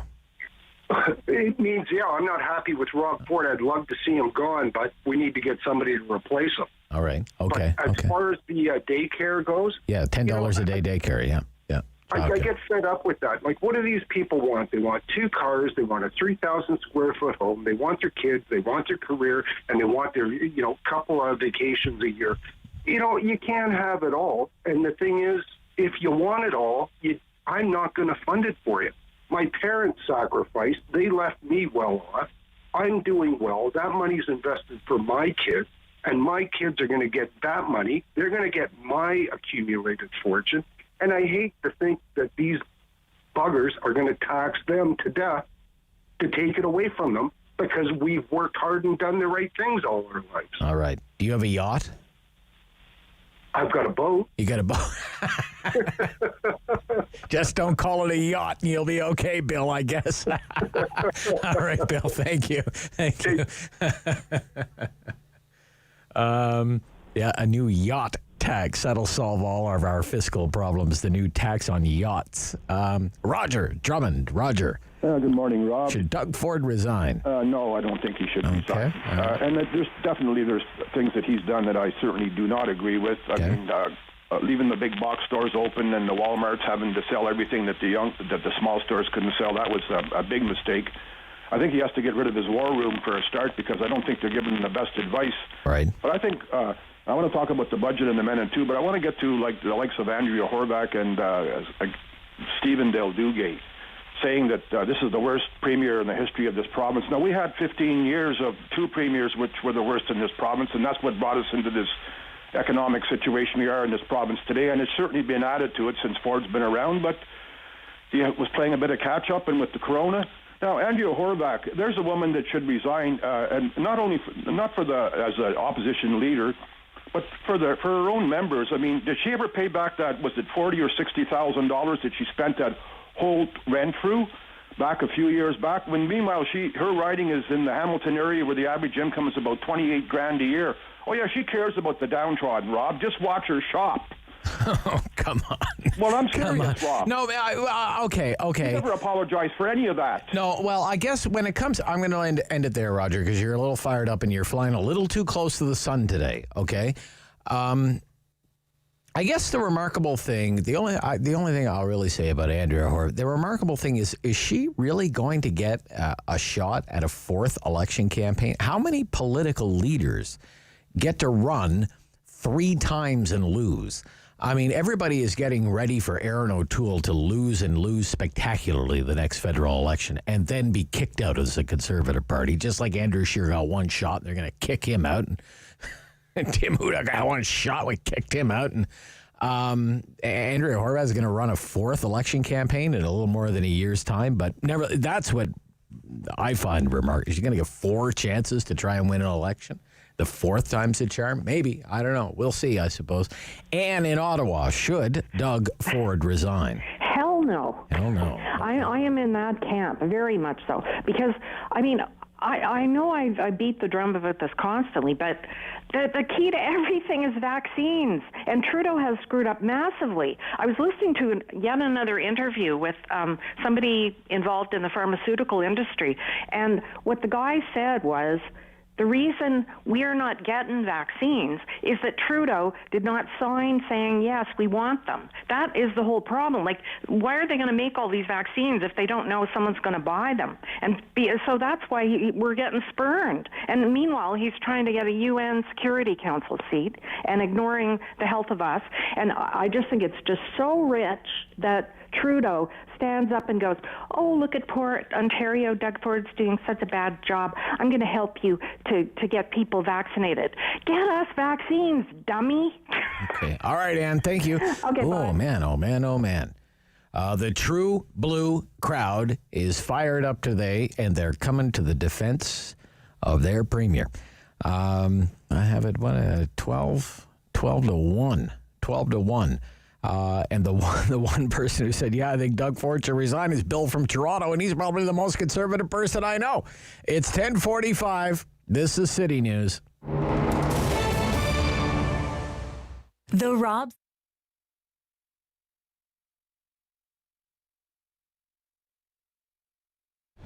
An old-fashioned traditional grocery store. You're going to find a butcher, okay? You want a steak cut a certain way, you're going to get it. You know, there's flour piled in the warehouse. There's mixers on the floor. There's flour on the floor.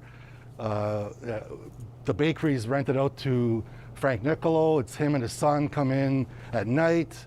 They mix the dough, they roll the dough, and they bake the dough. It's not the traditional frozen and thaw and put it in the bin, okay? It's made from scratch 7 days a week. It's probably the only bakery left in Ottawa that does that. You know, then customer service. You know, we're big on that. The cashiers, the deli. You're not, if you ask for something, they're not going to point. It's an aisle number 7. They're going to bring you there. Okay. If you have too much groceries out, we'll take it out to your car. You know what I mean? There's nothing we don't do for our customers, and we evolved around our customers. They would come in and say, you know, can you try getting me this? You know, can you get me this? So that's how we built the lineup we have now. okay? So we have a lot of unique items that someone that came over to, live in Canada hasn't seen this particular product, but we sourced it and we have it for them that, like something they used to have as a kid. We have a lot of those unique items, a lot, from like all over the world. And we source it through, distributors in Montreal and Toronto that bring in the product in bulk, and we piggyback off of them. Probably the largest European deli in Ottawa. We sell lots because people buy lots. It's nothing really complicated about that. We turn over a lot of product. We package it properly. We buy, and we're always consistent. You're always going to buy, Cuddy turkey breast, Saint Daniel mortadella. You're always going to get the same brands. We don't flip back and forth to save 20 cents. It's always the same brands the last 29 years. Best sandwiches in town. It's simple. It starts off with fresh bread every day baked in the store. Anything that's left over goes to breadcrumbs. So you're getting a fresh bun every day that was baked probably 4 hours before you get here, okay? Not only baked, made, like, mix the flour, roll the dough, proof the bread, and bake the bread, okay? Then all the ingredients come right off the shelves. Your lettuce, your tomatoes, all your condiments, and they're cut up fresh in the deli. Not like the big, corporate restaurant chains that your lettuce comes in shredded in a bag, you open it up and you throw it in the bin. Takes, 2 or 3 days to get here from California. How long is it in the bag? The big difference is like making a sandwich at home and you don't have to do the work. It's really what the trick is, and using the freshest ingredients possible. Time to talk back on the Rob Snow Show. Have your say and call now. 613-750-1310. Doug Ford is under intense heat right now. Thinking a big green egg for his seesaw yeehaw approach to the third wave. I mean, less than a month ago, his government was reopening segments of the economy that have been shut down.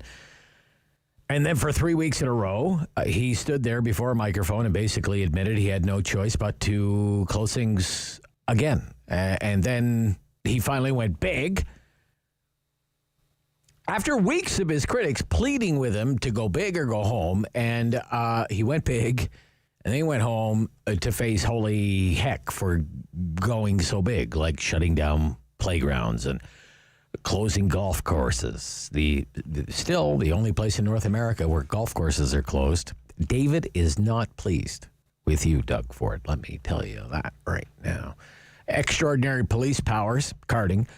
Police on the bridges, snarling rush hour traffic. To what effect is anyone's guess, right? Stress people out a little more, inconvenience people a little more, but hey, they live in Quebec, so they don't vote in Ontario. Who cares? And the polls say, don't forget this, almost every poll said in the last month, people want more restrictions. People want more lockdowns. They're willing to tolerate lockdowns if they think it will help contain the virus, get the case counts under control, buy the crushed healthcare system some time. So you could say Doug Ford was giving people what they wanted, what they were demanding. And now there are calls for his resignation. Should Doug Ford resign? It's the question of the day. There are at least 5 people in the province, according to media reports, who are calling for it, and 2 of them happen to lead opposition parties in Ontario. Breaking news. Doug Ford should resign. Peter, good morning, Peter. Should Doug Ford resign? Well, it's really hard to say, Rob. I guess all the people that want to are happy with more lockdowns, they're probably the ones with a paycheck and they get to work at home. They're not running a business or a store or anything like this where their livelihoods are affected. Okay. Appreciate that viewpoint, certainly, Peter, but should he resign or not? That's the question. Well, I'll tell you something. You know what, Rob? I think he should resign. I did originally vote for him, and I thought he was doing a good job. But I'm now thinking with these road blockages across Quebec, it didn't really make much sense. And especially, like you said, with the golf courses being the only, Ontario being the only place in North America where you can't golf. And as well, it's the most socially distant sport that I know of, and I'm sure you agree with that. Mm. Oh, yeah, golf. Well, especially socially distanced when I play it, Peter. Yeah, me too. Yeah, me too. Because I have to find my book most of the time. So there you go. So nobody's even around me. Yeah. Okay, Peter. Thank you. Yeah, okay, good to hear. Good to take your call, Peter. Thank you. Chris in Elmont. Good morning, Chris. Hi, Rob. How are you? I'm good, Chris. Thank you for calling, sir. You think Doug Ford should call it quits? Sam had to hear. Absolutely not. No. Okay. No. He has a problem, and the problem is a lack of vaccines. And there's somebody responsible for getting them. He failed. And we're getting them late. I think we're number 42 or something on the list nationwide. And I think the real difference will happen in July when the Americans celebrate the 4th of July behind the barbecues with the fireworks and everything. And we're sitting there canceling all 1st of July. Yeah. There's no Canada Day. No Canada Day again. Yeah. And that'll be the, thanks to Trump, they did do warp speed, and it happened. Now, as far as daycare. Yeah, $10 a day, daycare. I think there was a really interesting comment made by one of the ladies earlier on in your show where she said maybe the parents should get this money so that they can do. Yeah, the money follows the child, she said. The money follows the child, yeah. The money follows the child. Yeah. In healthcare, follows the adult. Yeah. Nothing happened in healthcare. The daycare thing, it's something you've been talking about for 30 years. No, the money should follow the child. The parent should have the choice. I have 2 granddaughters. They spend about over $2,000 a month on daycare for these kids. Sure. And, she has to go to work. So I can afford this. I mean, the money should follow the child. Parents should have the option. And this is just another level of bureaucratic, federal interference in what is basically provincial jurisdiction. Okay. Thank you, Chris. Thank you for your call, sir. Yep. Bye-bye. Mike in Gloucester.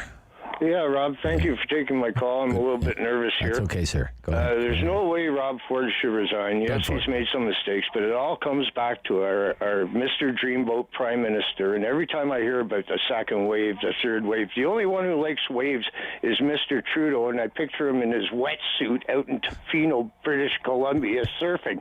He thinks these waves are for him to go surfing on. It all comes back to him, Rob. Okay. All right, Mike. Thanks for taking my call. Good one. I forgot about Trudeau in the wetsuit. Don't forget about Trudeau in the canoe. I also like Trudeau. Don't forget topless Trudeau in Gatineau Park, sir. Don't forget about that either. I'm just waiting for him to wrestle a bear. Gord in Edwards. Good morning, Gord. Good morning. How are you today? I'm good, sir. Should Doug Ford resign? What do you think? No, he shouldn't. No? And I follow the same suit as the last 2 callers that it all starts at the top. And we're short on vaccines. We're short on vaccines. Nothing you can do about it. For the child care, my parents didn't get child care. Your parents didn't get child care. Right. My kids didn't get child care. Yeah. I shouldn't be. You could also, though, Gord, with all due respect, Gord, back in those days, you could get a job at whatever, CN Rail or Bell Canada or the telephone company or whatever, whatever, work for 30 years and collect a nice pension, build yourself a nice middle class life back in those days, right? Yep. So you can't do that now. It doesn't exist anymore. So. But I don't believe that the rich people should be getting it. Okay, yeah, well, that's a different story. Do you want $10 a day care for Galen Weston's children? Does Galen Weston need $10 a day daycare? Right? I would sooner, if I was going to be paying my taxes, which I'm 63 and going up. Yeah. I'd sooner be paying my money and seeing my $10 go to a senior that doesn't have the availabilities and the financing to go on. My $10 should be a day I'd put to a senior that's down and out. I mean, for example, when they started in Quebec, $7 a day daycare, everybody qualified at $7. And then it was actually the Liberal government in Quebec at the time, Couillard, I believe his name was, who said, no, we're not going to do it that way anymore. And now it's going to go on a sliding scale, and it's going to go by household income. The more money you bring into the house, the more you're going to have to pay for your $7 a day daycare.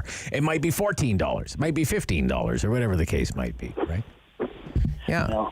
Yeah, I got you, Gord. Thank you. Thank you, sir. Have a nice day. Yeah, you too. Yeah. I mean, should the person who's collecting, workplace disability pay the same amount of money as the founder of Quebecor for their $7 a day daycare? Paul in Munster. Paul. Good morning, Rob. Yeah. On Doug Ford, should he resign? What do you think? No, I don't think Doug Ford should resign. I think he's been the victim of some very bad advice. Okay. I think Sylvia Jones should resign, his Solicitor General. Right. I mean, she oversees the policing and law enforcement. Sure. Why wouldn't she have contacted the police chiefs of Ontario to get their input before this silly rule was put in place? That was her responsibility, Rob. Yeah. It doesn't stand up. I think she should step down. And I think David Williams, his chief medical officer, who takes input from the health board, who in the blazes on the health board, if you talk to various doctors, nobody was saying kids shouldn't be at playgrounds. No. Yeah. So I feel sorry for Doug Ford, but he should not resign. So he should not resign, but maybe a few people around him might want to get their walking papers. Okay, thank you. Yeah, we're going to take one more. I think that's all we'll have time for this morning. Marie in the West End. Marie. Good morning, Rob. Hi there. No, Doug should definitely not resign. Are we forgetting Wynne and McGuinty? And, this is a tough time for all premiers, but Ontario's getting hit very hard. And a few callers back, I agree with. I think he should take a good long look at the people that are advising him. And, it's ridiculous. Resign over what? Because they think that he did whatever wrong? Well, you know what? You're caught between the devil and the deep blue sea. Yes, Doug could have made a few more better choices, but he did what he thought was right. Okay. And thank you, Marie. Thank you. Thank you for all your calls this morning. During the Talkback Hour, phone lines are closed. This is City News. The Rob Snow.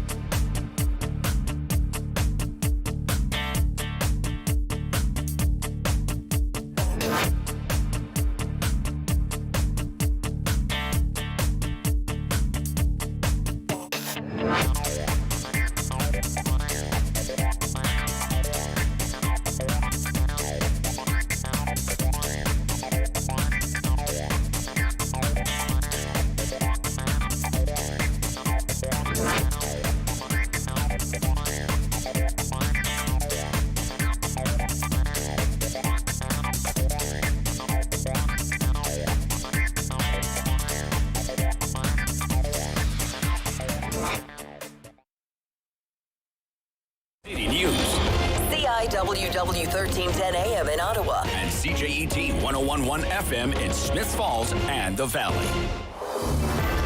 Number one for local news in Ottawa and the Valley. This is City News, now on 1011 FM and 1310 AM.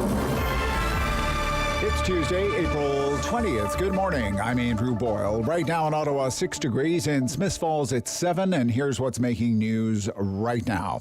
The country could get new guidance today on the AstraZeneca vaccine. Provinces have not been waiting for the updated advice. They've lowered the age of eligibility to 40 and over. Here's City News Parliament Hill reporter Cormac McSweeney. A briefing is being held later today on the AstraZeneca shot from the National Advisory Committee on Immunization. Currently, it's advising provinces to give the shot only to people 55 and older due to concerns about an extremely rare blood clot. The risk of developing this side effect is 4 in a million. CBC reports NACI will be lowering the age to 40 in areas where there is greater spread of COVID-19. With pharmacies struggling to find people to give the shot to, the federal health minister reminded provinces this weekend they're not bound by NACI's advice, and Health Canada has approved the vaccine for anyone 18 years and older. Shortly after, provinces like Ontario, BC, Alberta, and Manitoba lowered the minimum age to 40 to book more appointments and avoid shots going to waste as the third wave wreaks havoc in certain regions. Cormac McSweeney, Parliament Hill. Now an update on the COVID-19 situation in Smiths Falls with Mayor Sean Pankow explaining to Town Council the breakdown of cases. We're seeing obviously local cases rising again. Or half the cases are representing the variants. 100% of the cases locally are community-based, not long-term care homes. Now, he added that vaccines are needed, but that pharmacies in Smiths Falls are still waiting. He reached out to the Premier, he said yesterday, in the hopes of obtaining additional doses. Now, the province is reporting an additional 3,469 new COVID-19 cases today and 22 more deaths. The drop in case numbers compared to yesterday is almost 1,000. There were just under 41,000 tests completed for these numbers today. 197 of the new cases are in Ottawa. 8 of them are in Leeds, Grenville, Lanark. Eastern Ontario has 9 new cases. Renfrew has 1. City News Time, 11:03. Now your forecast with meteorologist Jill Taylor. Cloudy, windy day for us. A high 11 was reached early this morning. For the rest of the day, we'll sit at about 8. Tonight, cloudy, cold, flurries late tonight, -2. It'll feel like -6. And for tomorrow, some light snow in the morning, 2 to 3 centimeters, a high near 3. For today, the high already reached 11. And right now in Ottawa, 6 degrees. In Smiths Falls, it's 7. Ontario Provincial Police investigating an incident of mischief at a quarry on Stafford Third Line in Laurentian Valley Township. Officers say during the evening of April 16th or early the next morning, a bulldozer on the site was driven into the water and submerged. They also say a tractor was driven and damaged by the suspect or suspects. Anyone with information is asked to contact the Upper Ottawa Valley OPP. Renfrew OPP arrested and charged a 76-year-old man with multiple offenses after a routine traffic stop. This happened on O'Brien Road. Officers say around 11:20 on Friday night they stopped a vehicle and through an investigation charged Casimir Engel with theft under $5,000, possession of property obtained by crime, driving without insurance, and having a plate that was not authorized. Police released the man, the accused now awaiting trial in Renfrew County on May 9th. And several doctors have been prevented from seeing Russian opposition leader Alexei Navalny at a prison hospital after a 3-week hunger strike. Prosecutors, meanwhile, detained a sweeping new case against his organization. The Navalny was transferred Sunday from a penal colony east of Moscow to a prison hospital. His lawyers and associates have said that his condition is dramatically worsening. I'm Andrew Boyle. For News Anytime, follow up online at ottawa.citynews.ca. He's the opinionated Ottawa icon. The Rob Snow Show returns on Rogers TV and City News. 101.1 FM and 1310 AM. Let's continue our discussion about the situation here in the province of Ontario. Third wave, Doug Ford under pressure. Smokey Thomas is the president of OPSEU, the big public sector union here in Ontario. He joins me this morning on City News. Good morning. Welcome back. How are you these days? Oh, thanks for having me, Rob. Yeah, great. Yeah, great to hear from you again, Smokey. What, just generally speaking, what do you think of the job Doug Ford's doing right now? Well, I think there's some criticism to be leveled at him, but I think all in all, Ontario's performed as well as any province and better than some, maybe not as good as others. But, I'm not one calling for him to resign. I don't know what that gets us. So, but is there room for improvement? Absolutely. Some of the decisions he made Friday, we put out a press release 6 a.m. Saturday morning saying, really? There'd be card checking on steroids. Please give the police those powers. Police forces said no. We called for them to open the parks back up, and they did. So they did do a reversal. A lot of people are pouncing on that, and he deserves some criticism for that. But at the end of the day, they did relent and change their ways on some stuff. I think there's more they could do, but I'll say this: I think everybody from chief medical officers of health all across the province, from the frontline workers going to work every day, from the workers, people doing the vaccination clinics, all the doctors, all the opinions, everybody I believe is really trying hard, coming from a good place. But it's we've never been here before, and so I think all in all, there's certainly room for improvement in the Premier's performance and his party, frankly. So and, today, I'm sorry to interrupt, Smokey, but today your union, OPSEU, Ontario Public Sector Employees Union, has sent basically a letter, a message to the Premier, saying desperate times require extraordinary measures. You must bring in paid sick days for all. Why paid sick days? Why is that so important? Well, you got medical experts, other unions, everybody calling for it. And, one of the jobs of labor money is you join a union, we'll bargain you sick time, right? And we'll get vacation, we'll get your raise, all that kind of stuff. Yeah. But there's a lot of people who don't have that. So the reason I asked him to do that is to maybe cast the ideology of his party aside and encourage them to at least think about it. But here's what I would propose. There's a lot of people calling for 10 paid sick days, and what I said, okay, well, tell me how it would work, because I don't know how. I have no idea how it would work. There's you think about the complexity of that. Who would pay? If I work for a small employer, they got 2 employees, I'm one of them, I go off sick for 10 days. Does the employer pay me, or do I have to apply to a fund? So there's all these unanswered questions. My point is this: it's you can call for something, but until you have some sense of how it might work. So I don't have any sense of how it might work. I think you could join with the feds. I mean, there are there's money available in the federal EI program. And but I would encourage the Premier to at least consider it. And consult with, and again, bring some business leaders, labor leaders, some policy planners, because they have them in the government, and let's talk about, okay, at least entertain the idea. All right, so for him to say, all right, I'm entertaining it. Somebody enlighten me on how it might work, who would pay, and how would we answer all those questions? Because it's not something you could implement overnight. And but it's something I think that for future pandemics and for society to think about. Paid sick days, because it really does cost, I can tell you, it costs businesses money if somebody goes to sick and they make it. Well, Smokey, the last time you were on the program, you talked about, I think it was your son in an auto body shop, right? Or something like that, at an auto body shop business. When I put this to opposition politicians, what they tell me is because the federal program, first of all, doesn't pay enough money, and it's the federal government. It's slow to get the money into the bank accounts of the needy, the people who need it, right? Yeah. So I guess what their vision is, okay, I'm afraid I might be sick. I want to go get tested, or I might be sick. I need to isolate for 14 days or whatever the case might be. The body shop's going to pay me and then apply to the government, and the government's going to compensate, say, the body shop, for example. What do you think about a system like that? Well, that's something that might work, but that's a complicated system. So so this is what I'm trying to get people to wrap their minds around. Okay, it's one thing to call for it, but it's explaining how it works. I mean, the best I ever heard was John Yakubuski back when they were in the opposition. There was, the sort of thing come up with the Liberal government. And John said to me, Smokey, what would you think of a thing like if there was a fund of money for businesses to apply to if one of their workers was off sick? I said, John, that's a really good idea. Well, the Liberals didn't like the idea, but I thought it was a good idea, and I thought it had merit because the Liberals were, they put in 2 sick days, and then, of course, Doug Ford took them away.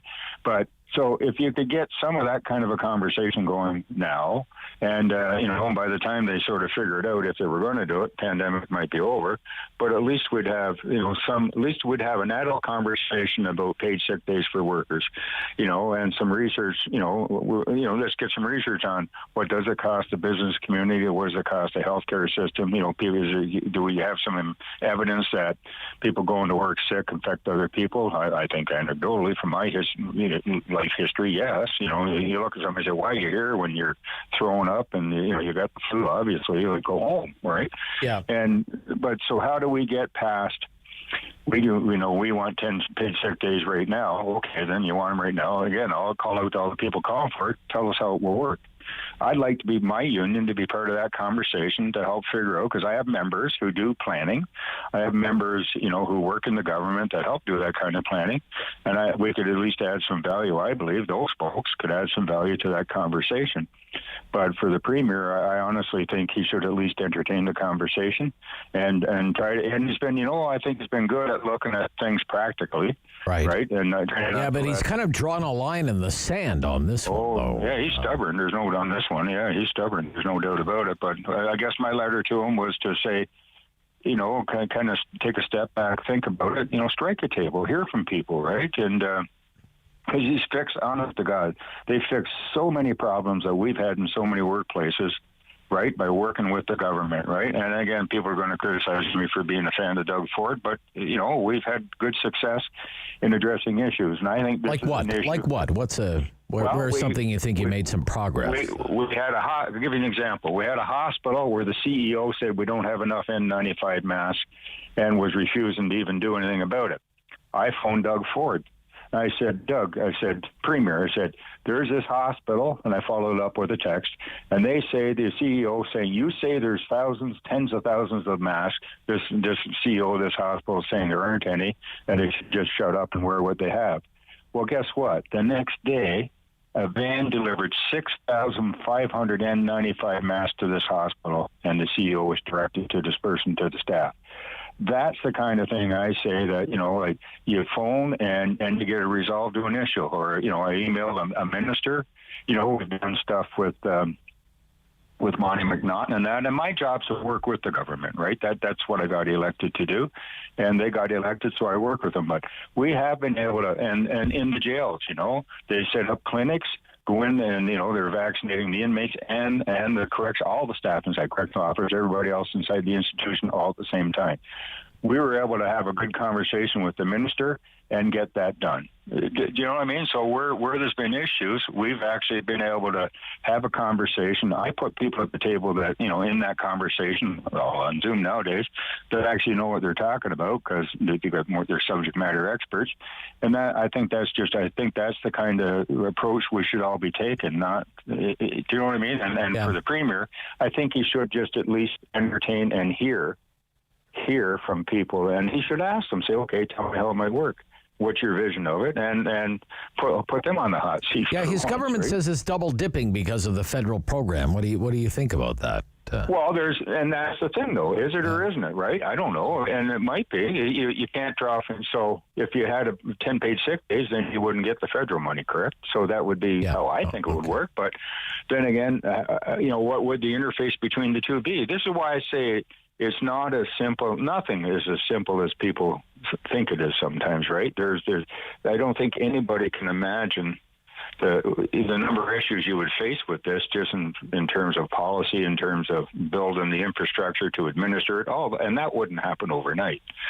And that's just because it's not humanly possible to set it up overnight. I think the feds did a pretty good job rolling out when they were rolling out money, right? But again, they're get criticized for how it didn't take, how it took too long, but public servants created a system internally and they rolled it out. Was it perfect? Probably not, but we certainly live in difficult times, but yeah.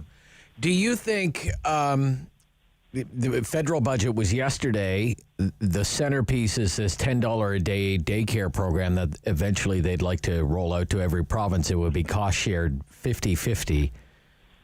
Federal, provincial. Would you see a role for your members in a system like that?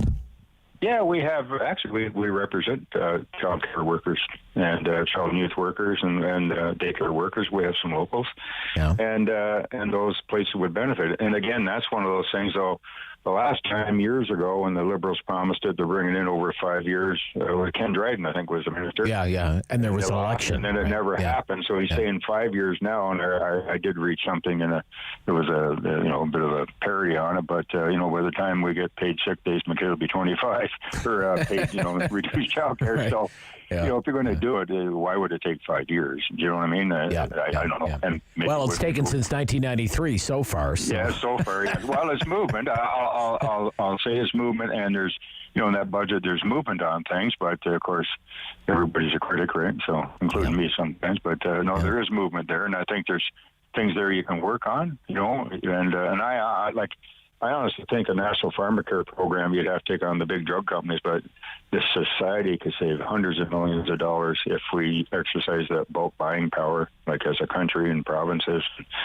And if people could actually afford, because I know the working poor, for example, if you get sick and they say you need antibiotics, well, the choice between paying my rent and having a meal tomorrow is I can't afford to pay for the prescription. Now, there are plans in Ontario where you can get registered in it, but not everybody knows about them.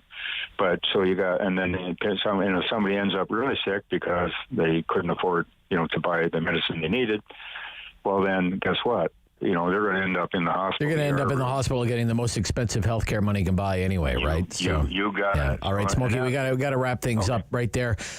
Stay well, sir. Good to hear from you. Thanks again. Yep, the head of OPSEU, Smokey Thomas, this morning on the Rob Snow Show. Dan Kelly standing by from the CFIB, get his reaction to the federal budget here on City News.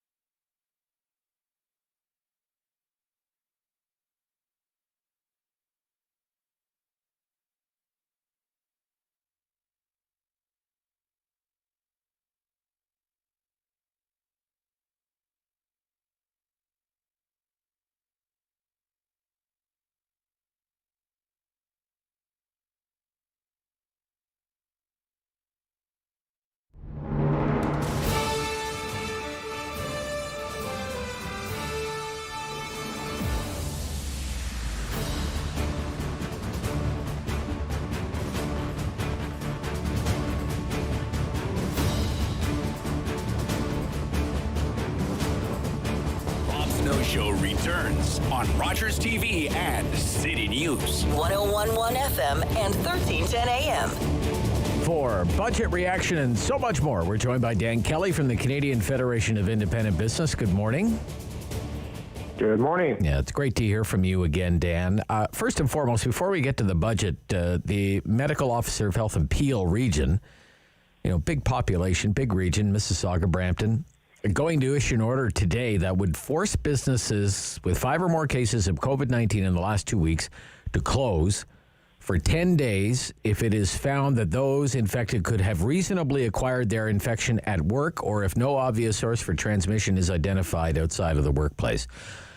What do you think of that policy?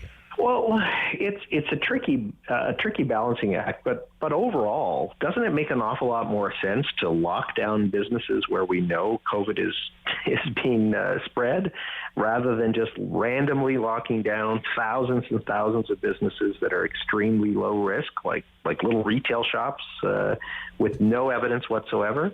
So this is what we've been pushing for some time. Is it's not that businesses are opposed to restrictions. It's not even that we're opposed to lockdowns, but have we really been locking down the right thing? Pushing more traffic to online services like big warehouses where COVID is spreading in many cases quickly, and shutting down in-person tiny shops where there's loads of room for people to walk around without coming across a single other person. Right. So here, let's take, for example, just by way of comparison. Okay, here's a workplace. We know that they've had, 400 cases. Okay, 400 cases in a year versus this business in Peel region, it's had, no cases in a year. One is allowed to open and one has been closed for 140 days. So maybe Dr. Lowe in Peel region might be onto something here, right? Well, on top of that, look, where we should be at this stage is we have enough rapid tests in Canada that we should be able to rapid test employees a lot more regularly than we have been. If we got those rapid tests out to large employers in particular, but even small businesses, in my view, if you rapid test your employees, you show that the salon, the hair salon worker has been tested 3 times a week, there's no signs of COVID, they should be able to cut hair. But we're not doing that. We're randomly testing a few people that are asymptomatic in some settings, thank goodness now. But we've got to take action where COVID is. We know that we don't know every single source. I understand that we're not going to be able to get this perfect, but we've been shutting down people with very little evidence and leaving open, because they're deemed as essential, areas where COVID is actually spreading. And that seems like the opposite of the policy that we should be using. Okay. What'd you think of the budget yesterday, the federal budget? There was a lot to like in yesterday's budget. The government did renew both the wage subsidy and the rent subsidy. That's a big deal. A lot of businesses were quite panicked that this was going to end in June.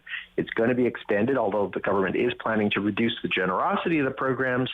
I suspect that too may change depending on where we sit come summer. They've also introduced something that we've been pushing for, which I'm really happy about, and that is a hiring incentive for businesses for the recovery phase.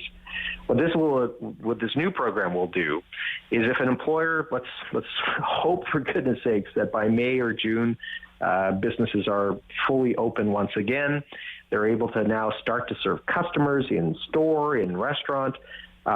That will allow government to pick up about half of the cost of any incremental wages that the business has. So if you've got 10 employees now, you hire an additional 10 to serve your customers, the government will pick up about half of the cost of the additional 10 employees that you've hired, or if you've expanded hours, raised wages, whatever.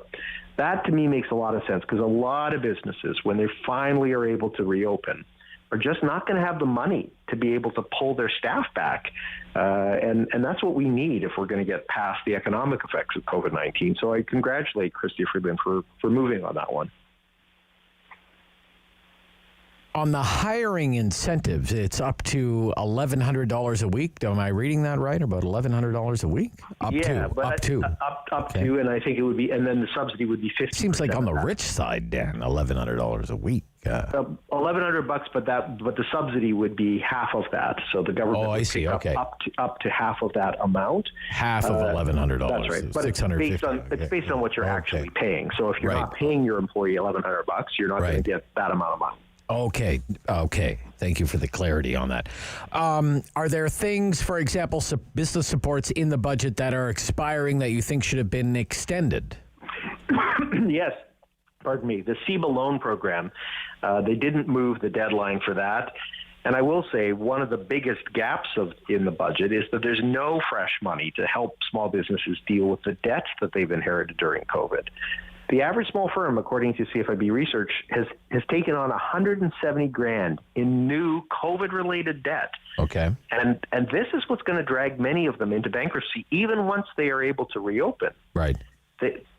How are they possibly going to finance their current expenses plus make a dent in the new debt that they've taken on? So we've pushed Ottawa to try to expand the CEBA loan program and then allow 50% of it to be forgivable. The HASCAP program, another good program, that needs to have a forgivable percentage. We need money to take some of these expenses away from business owners. Okay, I'm $170,000 in debt. Maybe I can apply for a CEBA loan up to X number of dollars. Maybe I can use that against the commercial debt that I've paid off, and some of it would be forgivable. Is that something? You got it. You got it. Right now, the CEBA loan stands at 60. You can borrow up to $60,000, and 20,000 of that you get to keep if you successfully pay off the balance. That we believe should rise to $80,000, and 40,000 of that should be forgivable upon repayment. That was one of the things that we asked for, but didn't happen. The big gap, though, from our perspective, is that they didn't do anything to fix the giant gaps that have meant that so many businesses have not qualified for any of the support programs, the rent subsidy, the wage subsidy, the CEBA loan program.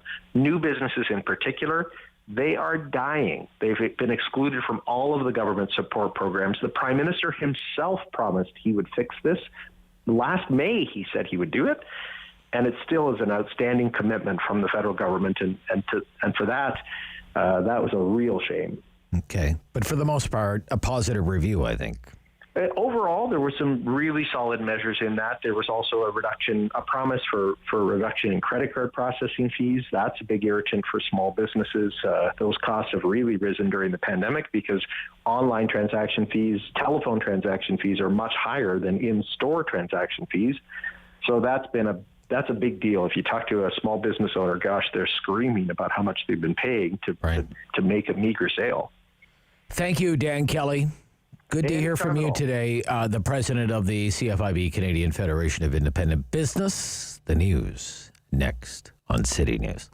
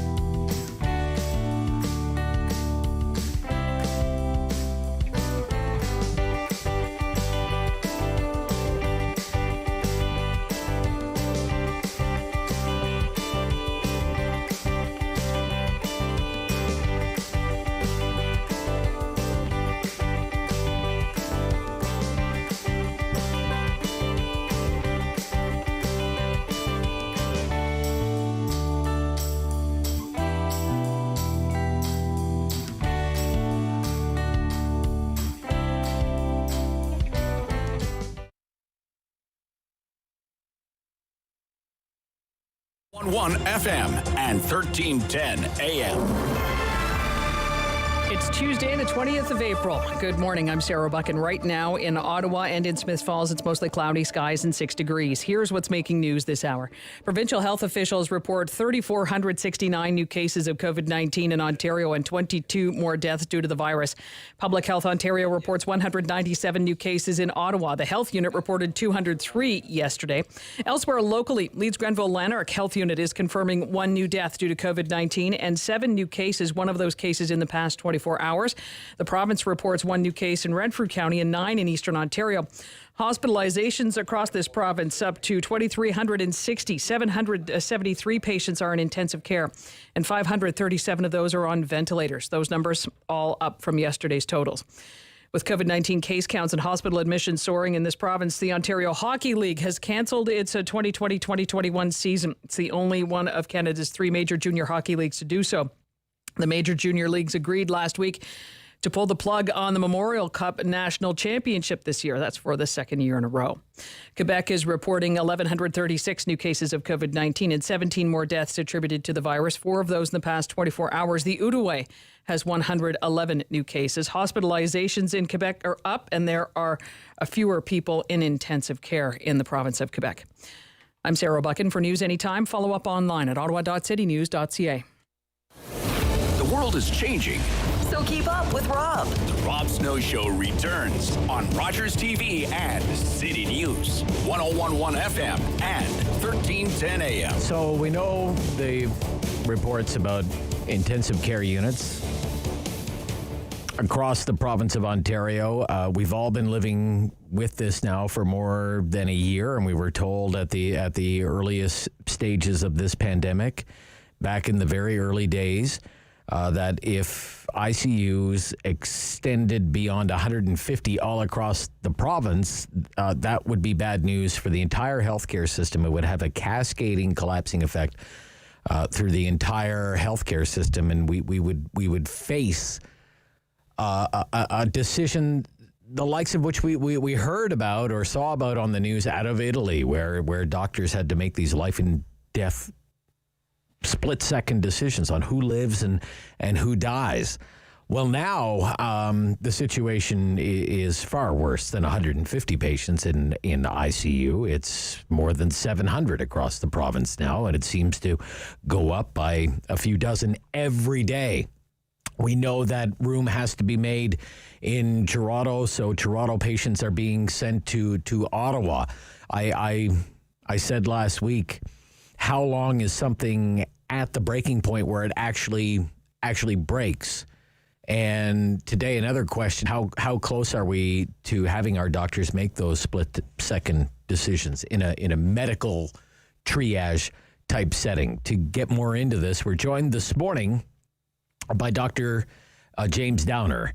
He joins me this morning here on the Rob Snow Show, specialist in critical care and palliative care at the Ottawa Hospital of the University of Ottawa. Good morning, Doctor. Hi, good morning, Rob. Nice to hear from you. I mean, how close are we to this situation, to implementing a triage type system? Well, we haven't implemented it yet, and we're hoping that we won't have to. I think we've seen a really quite an unprecedented spike in cases, both cases daily, but also overall cases within our system over the past week and a bit, and really sort of not all numbers that we really haven't seen up until now, or anything even close to them. So I think it's important not only to look at the COVID numbers, but also the critically ill numbers as a whole, because it's actually one big pool of critical care resources for everybody. So that's if we are nearing a triage decision, it might actually be more based on that than on just the COVID numbers alone. So this is very interesting. If I could just interrupt there, Doctor. This is really the first time I've heard it put in this context that you have to talk about the entire ICU in its totality, and there are going to be people in ICU who may not necessarily have COVID, but you have to take into account their mortality risk as well, just because of the overall situation. Is that what you're saying? Yeah, actually, I mean, this morning we had over 750 or more, I think it's 770 cases in our ICUs this morning. But actually, overall, 770 COVID cases. We've got almost 2,000 total cases in the province. And for comparison, up to a year ago, I'm pretty sure we never had more than 1,700, and actually often had less than 1,700, which is what our sort of staffing levels and equipment levels are usually based upon. So we've already surged very substantially, and we're starting to hit more and more numbers as well. That this is what we have to look at when you're thinking about, do we have enough critical care resources to meet the needs of all the critically ill people we have. And it's even more complicated than that, of course, because already in order to accommodate the surge that we have, there are many people on a lot of oxygen and people who are really quite sick who are being managed outside of ICUs simply because of sort of being forced to do that on the basis of sort of space limitations, that we're managing patients on the ward who would in other times be managed in the ICU simply because of how much oxygen and how much respiratory assistance they need. Okay. Tell me a little bit more about the triage protocol in Ontario. How does what's involved there? I mean, but first of all, and you said two very important things already. Number one is nobody wants to get there, and we're doing everything we can to not get there. Okay.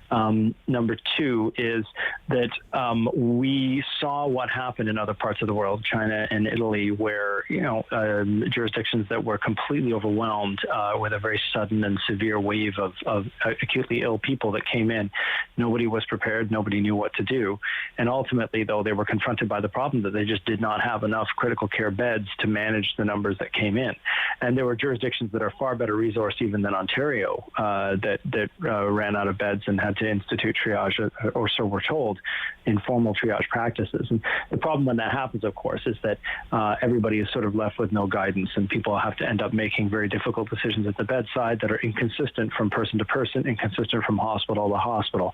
And you have to come up with very quick rules. So what we heard from Italy were things like age cutoffs of 65, or in people below 65, if they had even one other medical problem, were not being offered critical care. But of course, that would change based on the time and based on the hospital.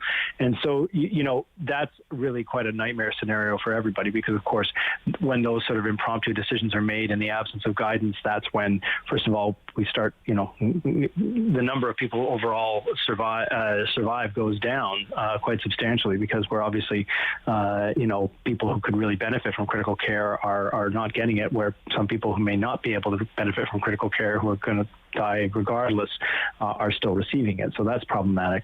At the same time, you're making a lot of inconsistent decisions, and are those decisions being sort of undermined by implicit biases or other sort of considerations like disabilities and stuff like that really, most of us don't really feel should be part of a triage decision, that it really should be strictly focused on mortality risk and trying to make the best use of the resources that we have.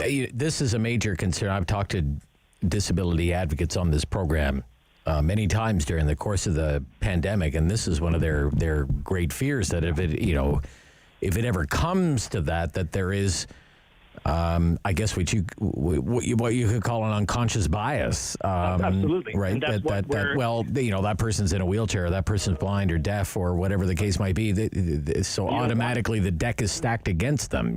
Well, the deck is stacked against them unless you give another deck, right? So if you give another deck that isn't stacked against them, i.e., you give guidance that is not prioritizing people for anything other than mortality risk, and you apply the same standards to literally everyone coming in, regardless of ability, disability, to purely look at mortality risk, and you give guidance that focuses on that.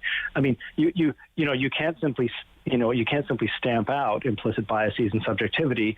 You can try. What the best strategy, the best antidote to that is with an explicit alternative plan that pushes people to focus on other things that you consider to be relevant and fair.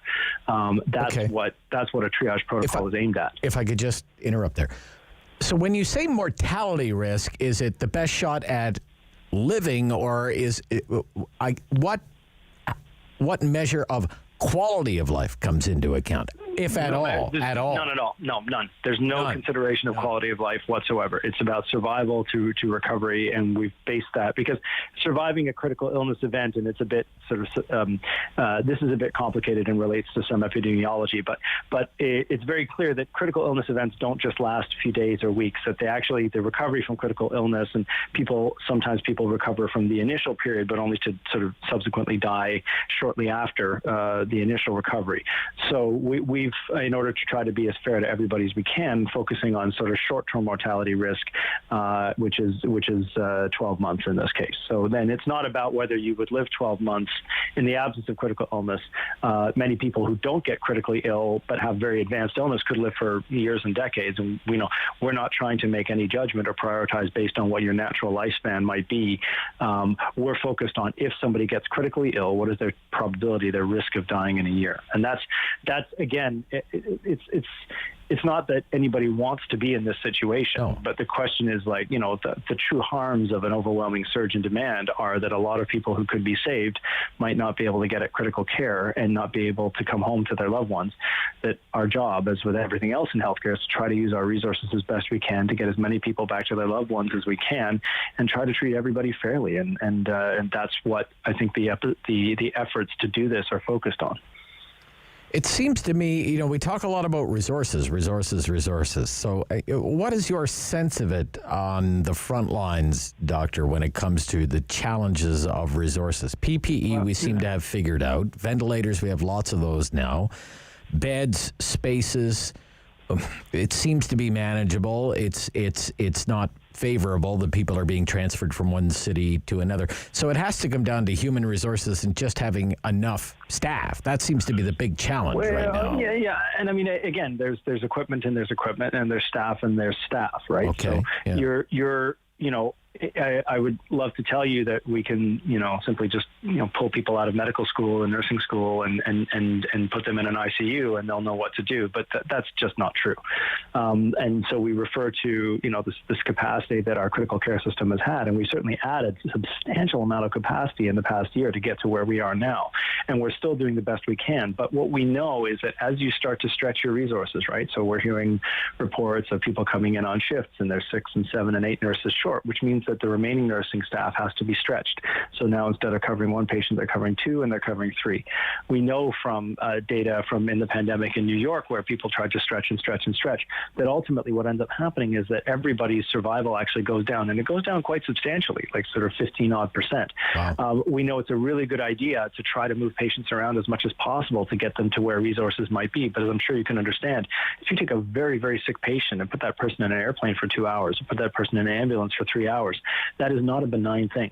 Managing people in non-ICU settings with non-ICU staff, they're not going to do as well as somebody who's managed in an ICU by dedicated, trained, and experienced ICU staff. These people, this isn't simply a matter of, having a machine that pushes air in and out of somebody. These are sick people, and you need to be able to manage them, and you need to be familiar with the kinds of things that happen to critically ill patients and how you deal with that. So things like proning and things like, some of the more advanced techniques that we're using to try to manage these patients, that's not something that we can just immediately draft people from any part of the hospital and expect them to be able to provide it. So you're asking a great question about what our capacity is. And I would say, look, we're well beyond our baseline capacity, and we're already into, in many places, extenders, where sort of physicians, non-specialized physicians are coming in and working as nurses, doing things like preparing drips and bags and that sort of thing, because we're so acutely short of nursing staff. And that's where our help is needed the most. So again, I don't think too many people think we're going to run out of ventilators, but will we run out of space and will we run out of people to manage them safely and effectively? That is probably what the limitation will be if we get there. Thank you, Dr. Downar, for your information today. Very insightful. Thank you. You're most welcome. Dr. James Downar, Division Head of Palliative Care and an ICU physician at the Ottawa Hospital. This is the Rob Snow Show on City News.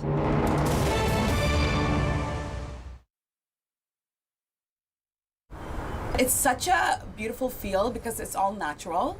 I'm able to talk to a lot of people who are going through different journeys of health where they really don't know where to start, where to begin. And I'm happy and grateful to have all this knowledge where I can actually help them and guide them. So, of course, medications have a great place in our system, but even so do natural therapies, which have been around for centuries and centuries. Like, old time, ancient times, everything, herbs grew, everything was done with nature, all healing was done with nature. So I'm totally in love with all the elements with nature. In our beautiful village of Manotick, the Manotick Natural Market, you can find tremendous different things. So we have herbs, we have vitamins, we have natural body care, we do infrared sauna therapy, nutrition counseling, acupuncture, Bowen therapy, energy healing. So we're like a wellness hub along with being a full health food store. We are 1 year into pandemic since it started last year in March. It was a shock. Usually I see things coming, and I definitely did not see that coming. Golden Root is a product that I created 4 years ago, actually for my kids, just for immune system, overall health. And it just took off with certain friends of mine who had cancer or some severe issues, and they started finding that it was really helping them from different tests they had done with their doctor. And I knew I had something really special. So then I went through the proper procedure of being able to sell it. So it's actually, I'm not allowed to make it anymore in my house 4 years ago, and it is made in a Health Canada approved lab, and then it comes to me. And what Golden Root is a formulation of turmeric, ginger, lavender, oregano, and black pepper, all food grade, which is the most bioavailable turmeric in the market right now for pain, inflammation, digestion, immune system, concussion, liver health, and brain health. So, and it tastes like salad dressing. We do a lot of in-house, so we make our in-house concoctions of teas. You can come here, tell us what your health issues are, and we can blend it right there. And there's some that are already prepared beforehand for sleeping, for anxiety, for different things. And in that bar, we basically make cold brew teas and cold brew nitrogen coffee. And again, it's all local. Everything we do is local, and as many herbs we can find locally as well. If a client can't come out, we'll go out of our way to deliver it. And you're getting that personal touch when you come in. If you have an issue, we will listen and help you. We're very, very active in the community, so we would like the same thing back for the community to come to.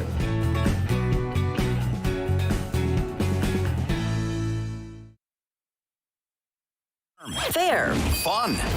The Rob Snow Show returns on Rogers TV and City News 101.1 FM and 1310 AM. So it is 420, Cannabis Day. How's the bud business, the pot business? Let's ask Chief Revenue Officer at High Tide Incorporated, Andy Palalas, joins me this morning on City News. Good morning.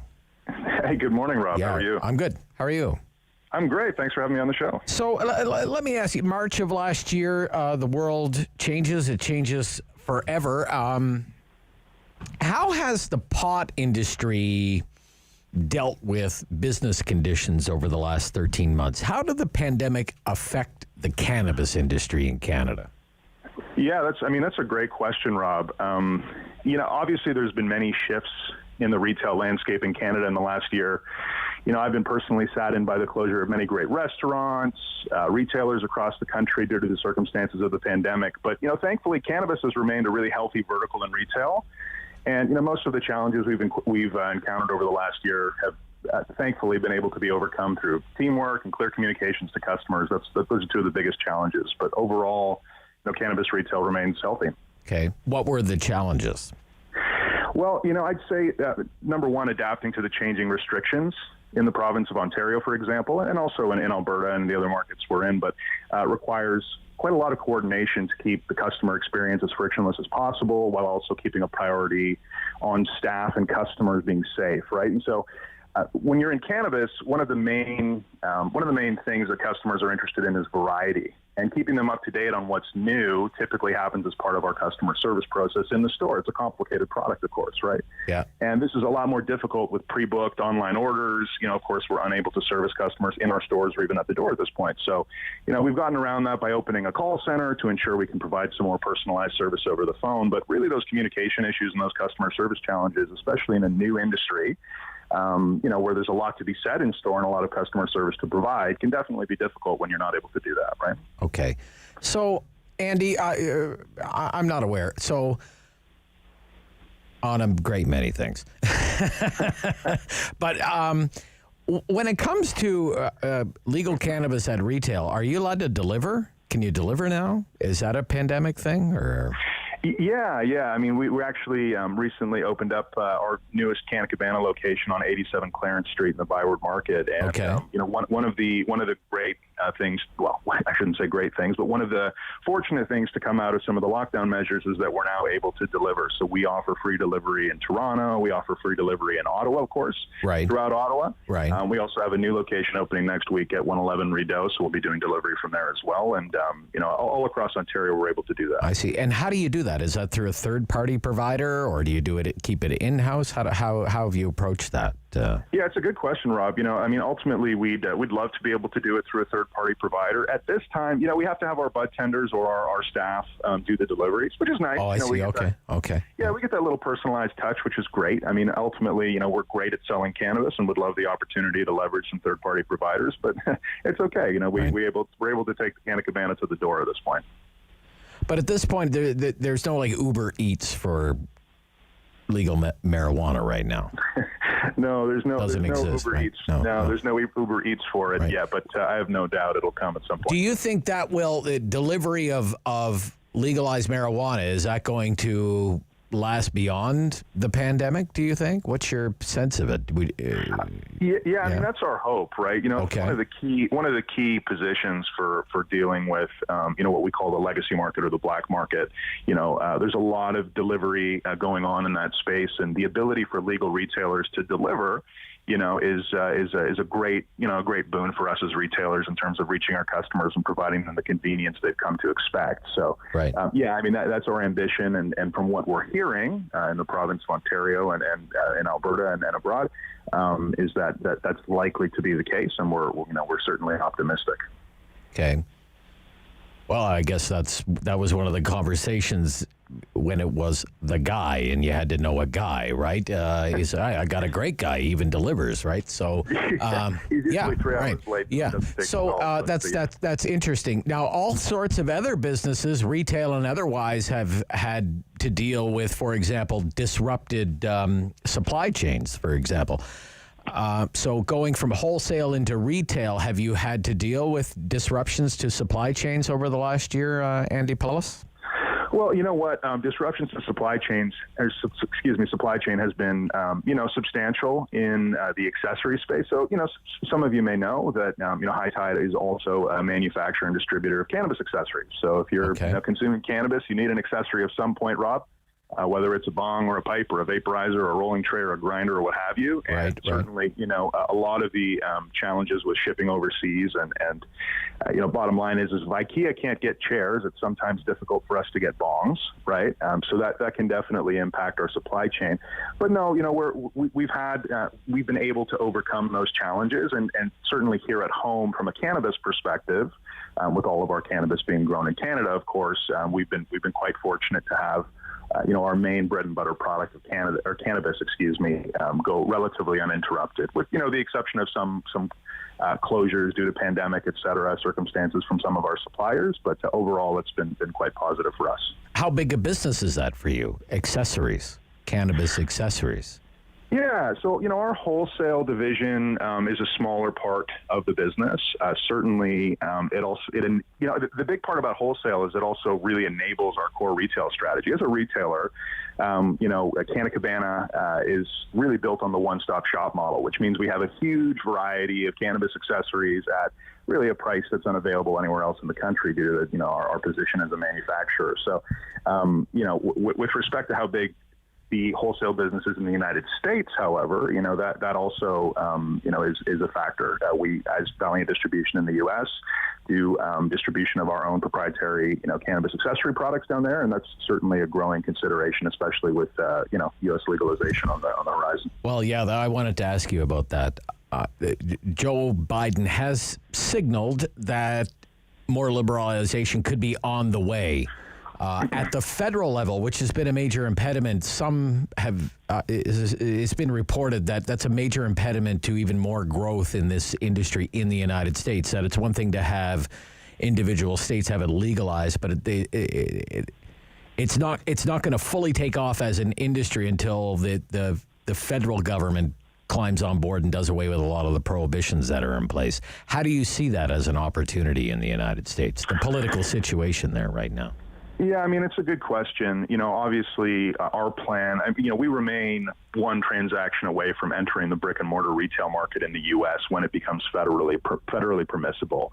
That being said, we're already participating in the U.S. cannabis market, specifically by virtue of one of our recent acquisitions, Smoke Cartel, and an acquisition we made about 2 years ago, GrassCity.com, both of which are the largest e-commerce platforms in the country for cannabis accessories. So while legalization of the actual flower and cannabis is rolling out across the country, and we're keeping our eyes glued towards cues as to what that might mean for our brick and mortar business in the United States in the future, today we continue to participate in the cannabis accessory side of things, and servicing certainly millions of folks coming through our sites on an annual basis, and there's a lot we've learned and know about the U.S. cannabis consumer through those two platforms. Okay.